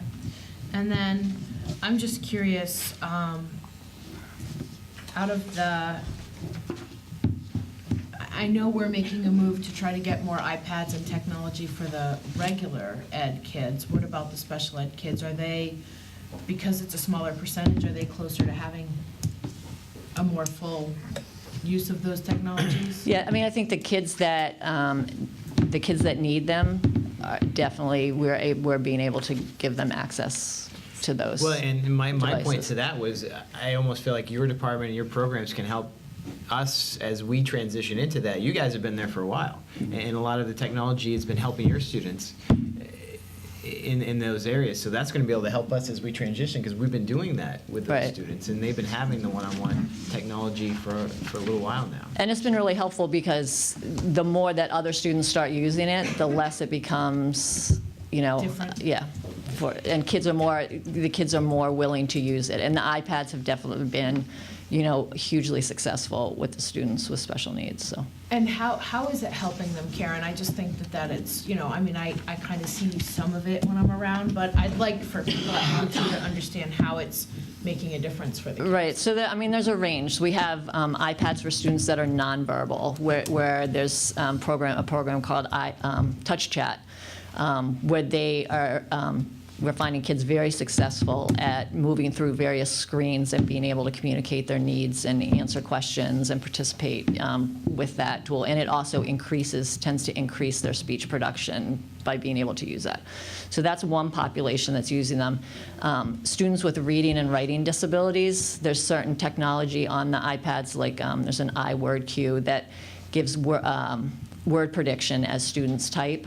And it also reads the information back to them. The Dragon app on iPads is excellent. You don't have to train it the way you do on a computer, and so students can dictate and they can also, we've seen it be very successful for students that are have trouble with organization.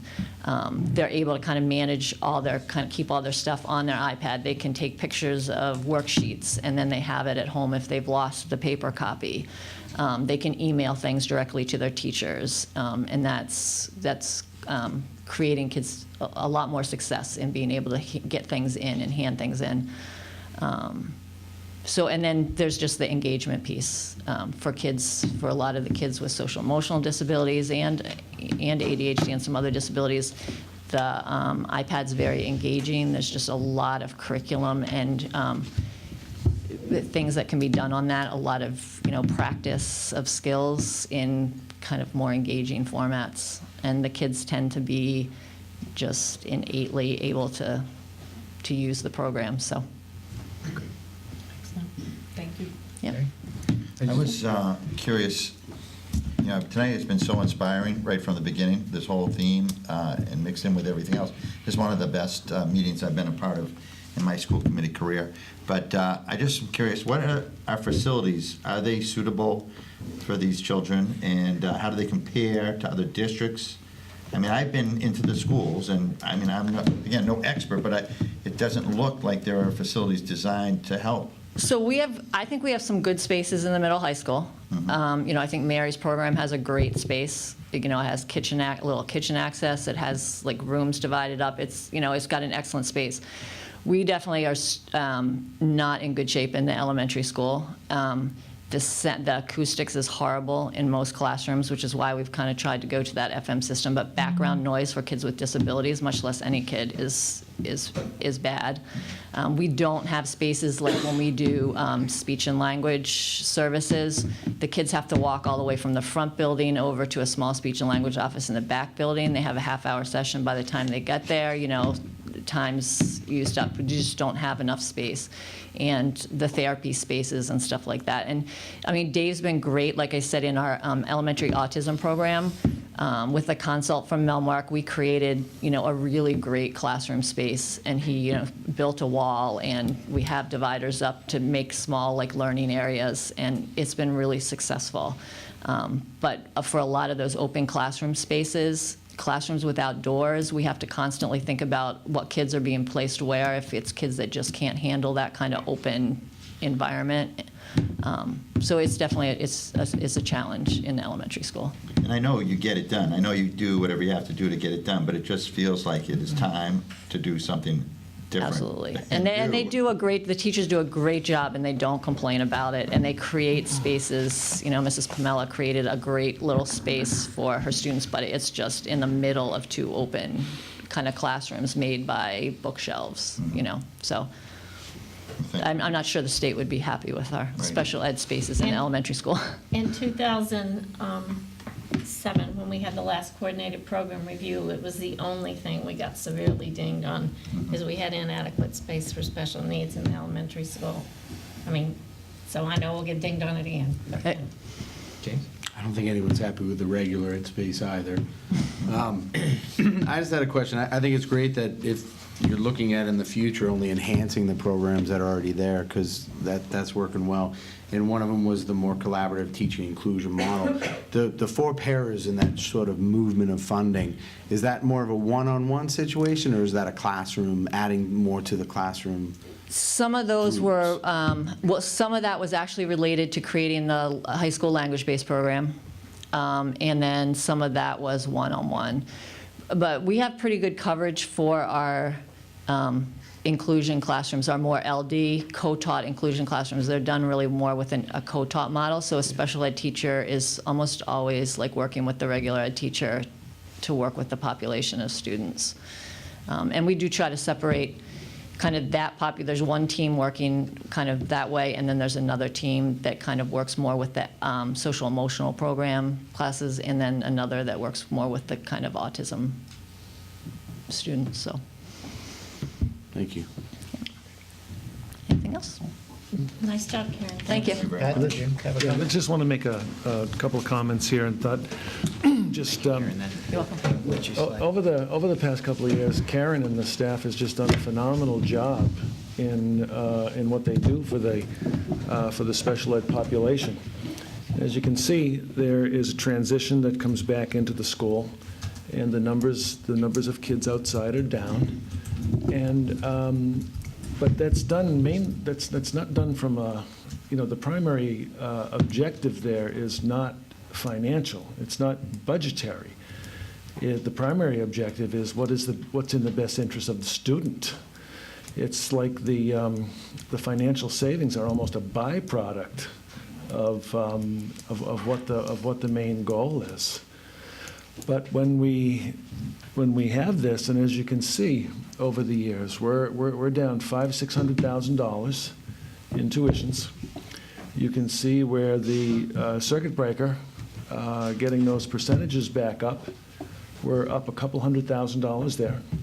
So so we're talking in the range of $800,000. That much of that has been put back into the special ed program.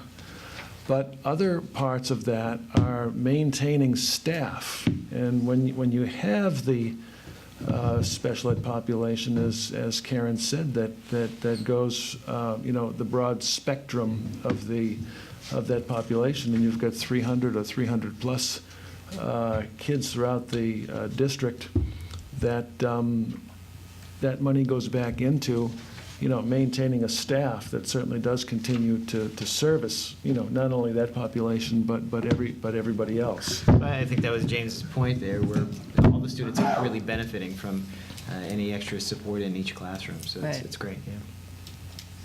Thank you. I guess just maybe for the committee's help, I know this was kind of Karen's piece, if we could get kind of the broad picture, Pat and Liz, of the salaries combined with this piece of it to kind of get the full scope of what the special ed budget would be. I think that would be helpful for each of our community members as well. We can Just to see break that it broad out scope. to show you how many. I mean, I know it comes in that other piece when you Yeah. do salaries, but We just could- for this component to help me, because I'm a visual. We can bring that Box to the kinda guy. next meeting to show you what percent of the salaries.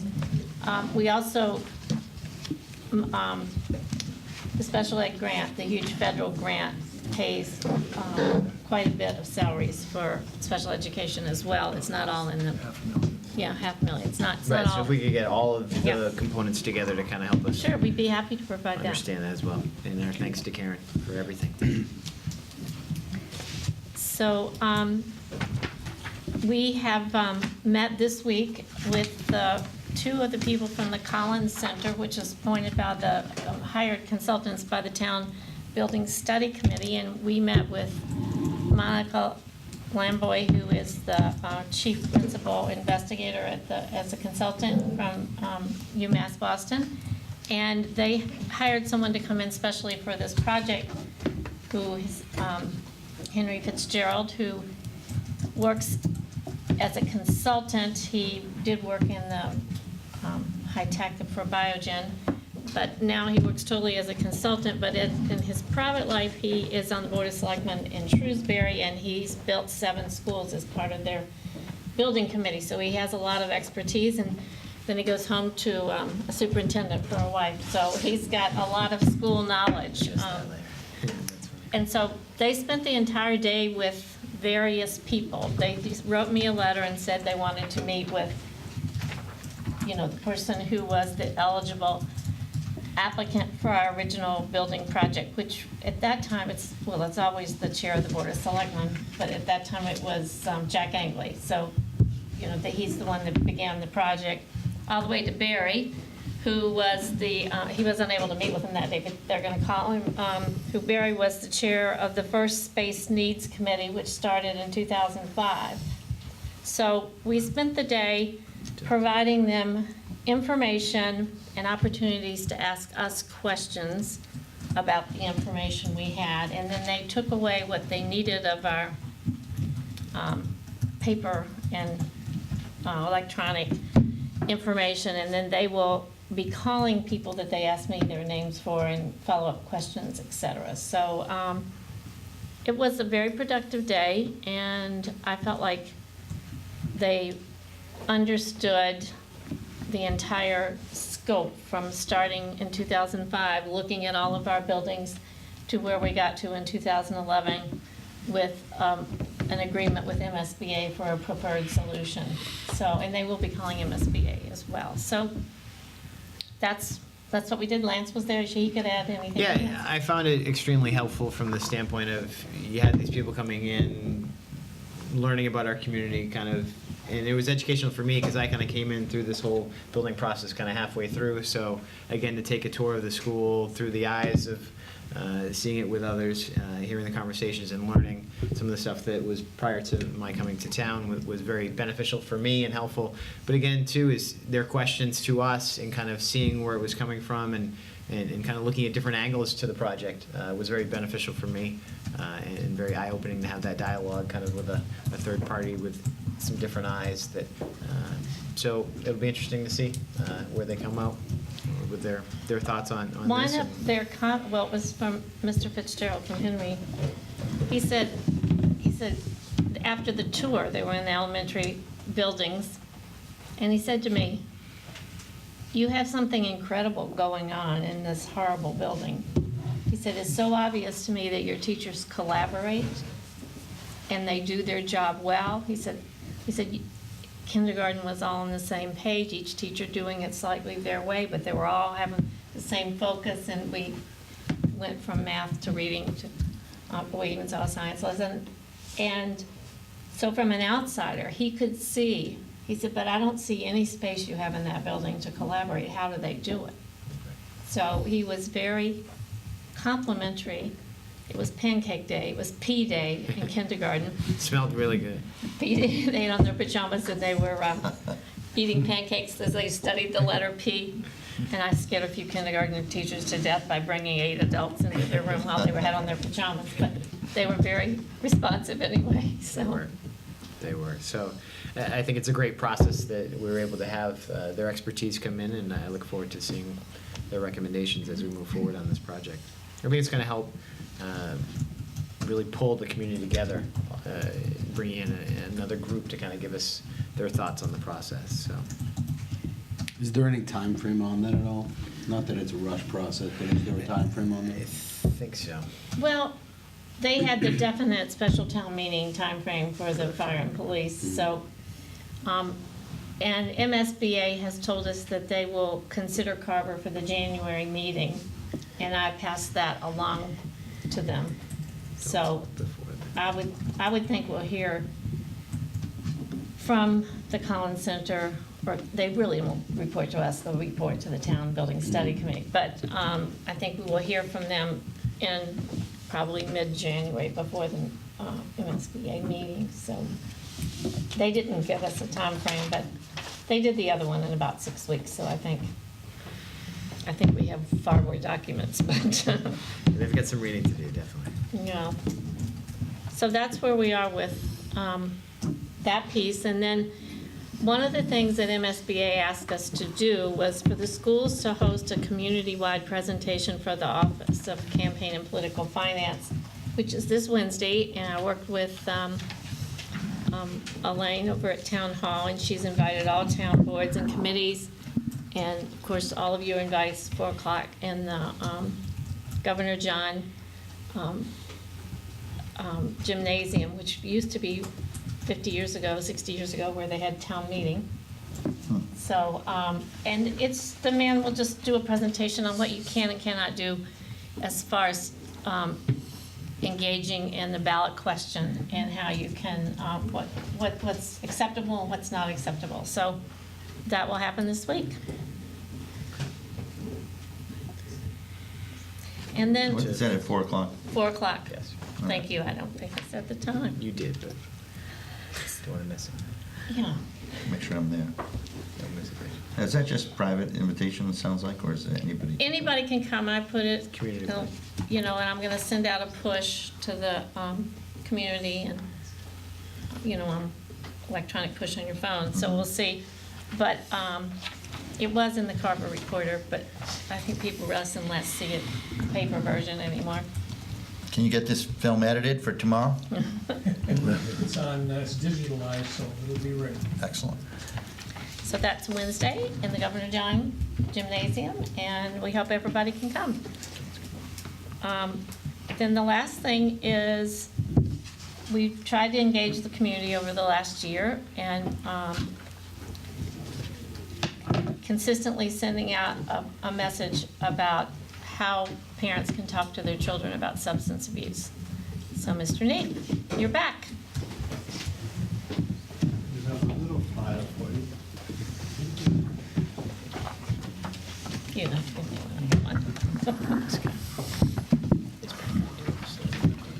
Thank you, sir. I just wanted to give them to you. That's good.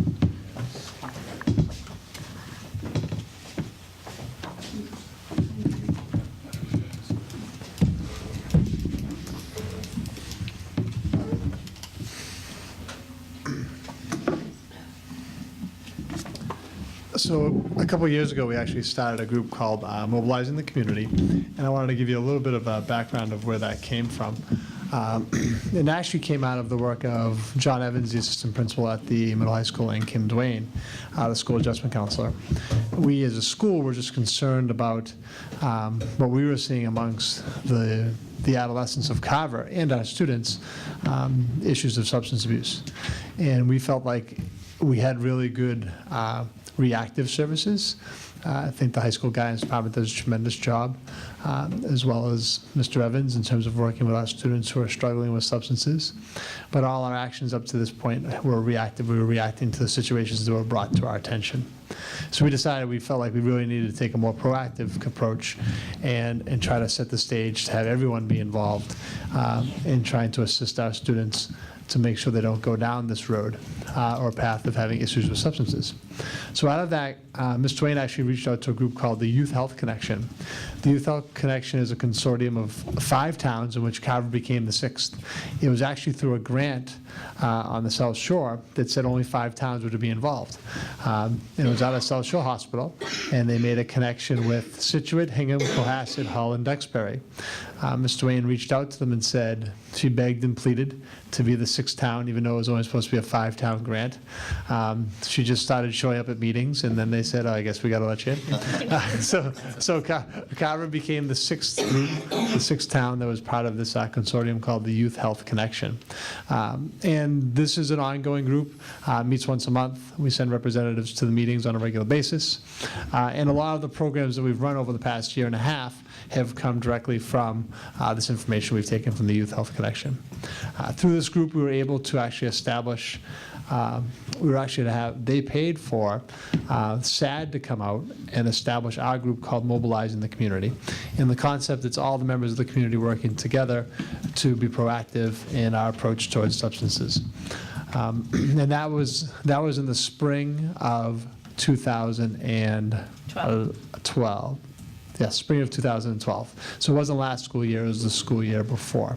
So last year was our first full year as a group working together, and now we've entered our 2nd year.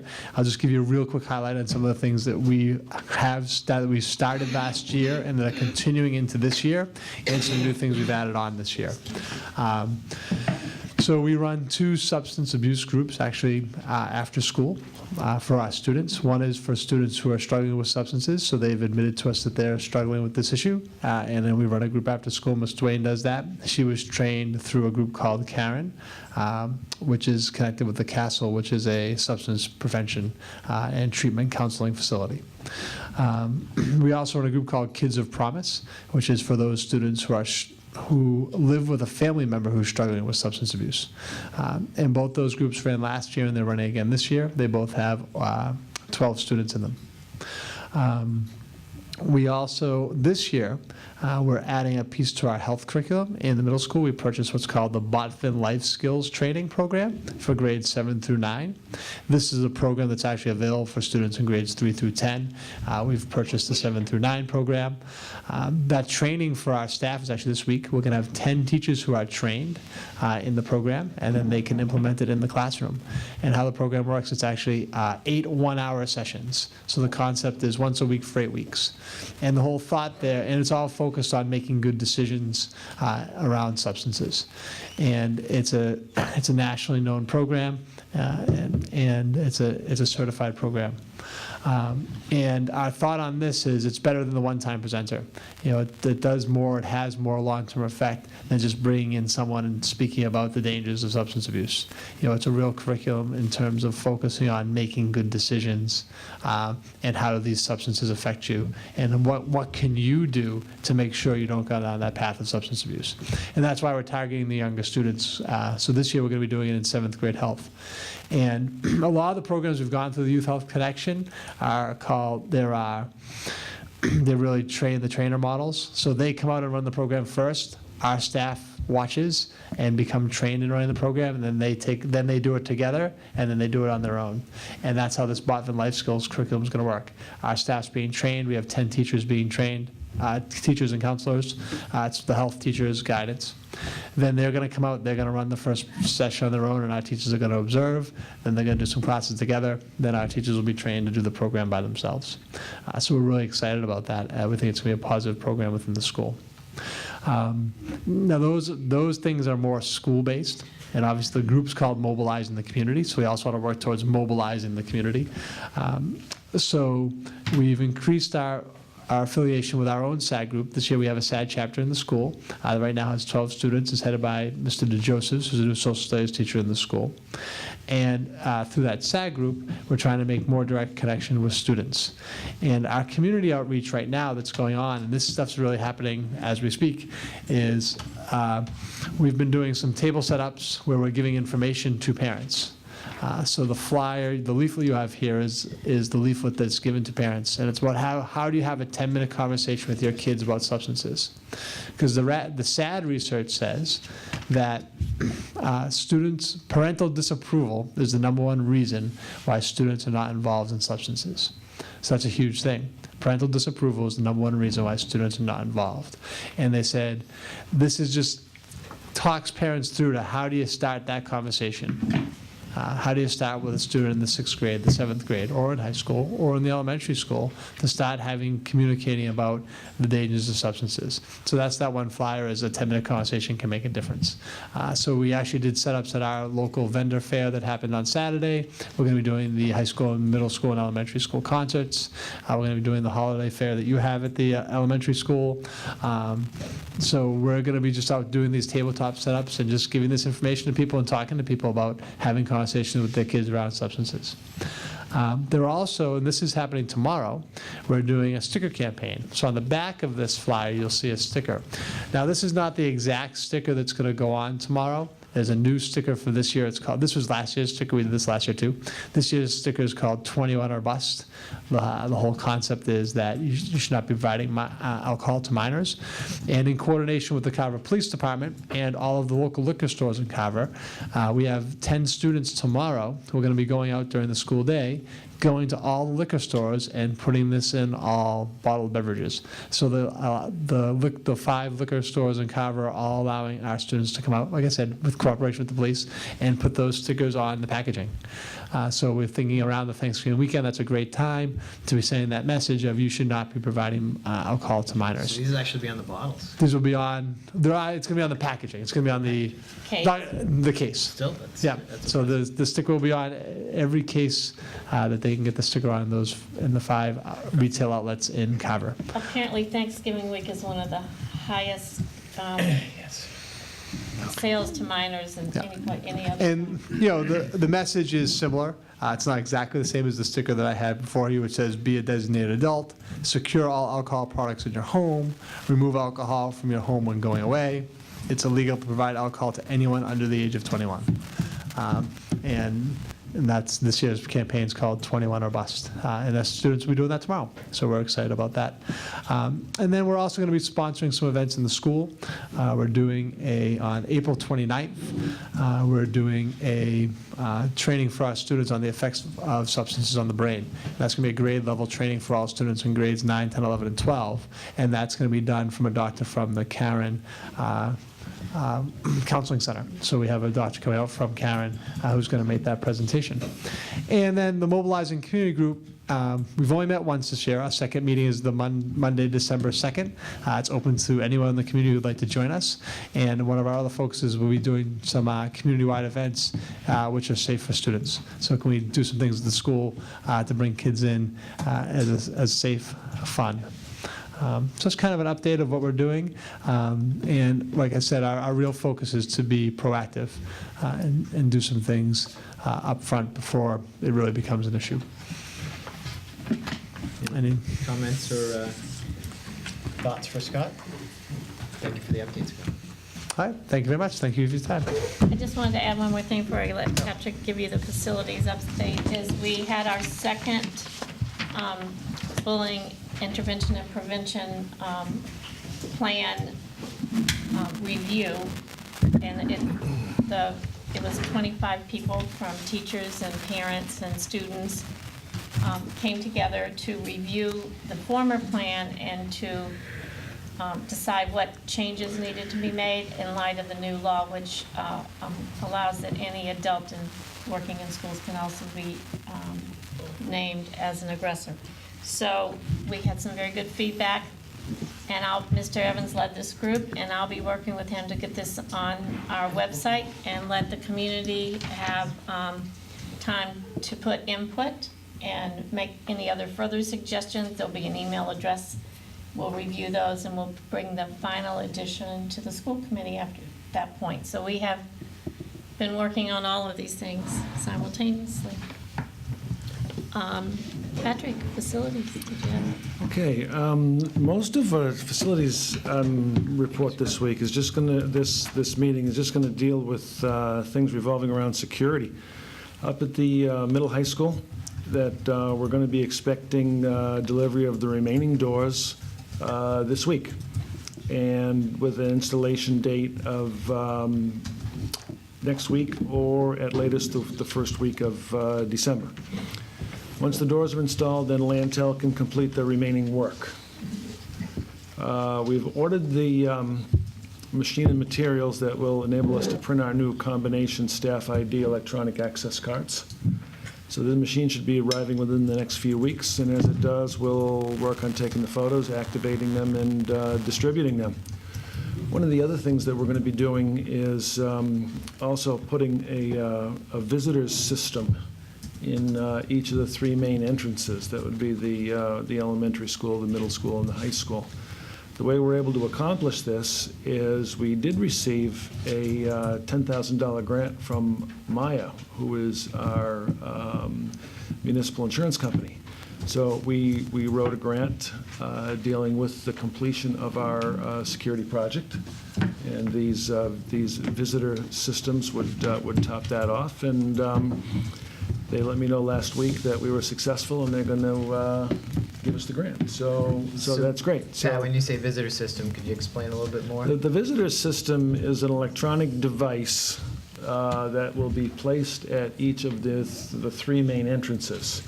It's not a very large thing. It's about as big as a grapefruit. And what it does is you can either put in an existing ID, such as a driver's license or whatever, or you can put in manually put in some information and have a picture taken, and it will give each visitor a picture ID for a determined amount of time to be in the building. So again, just another measure of security.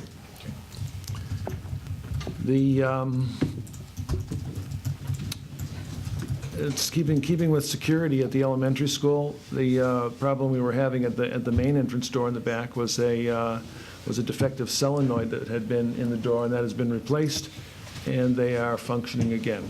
Right, Ruby? Okay, good. So that was, It's consistently functioning now with intermittent. yep, right, great, great.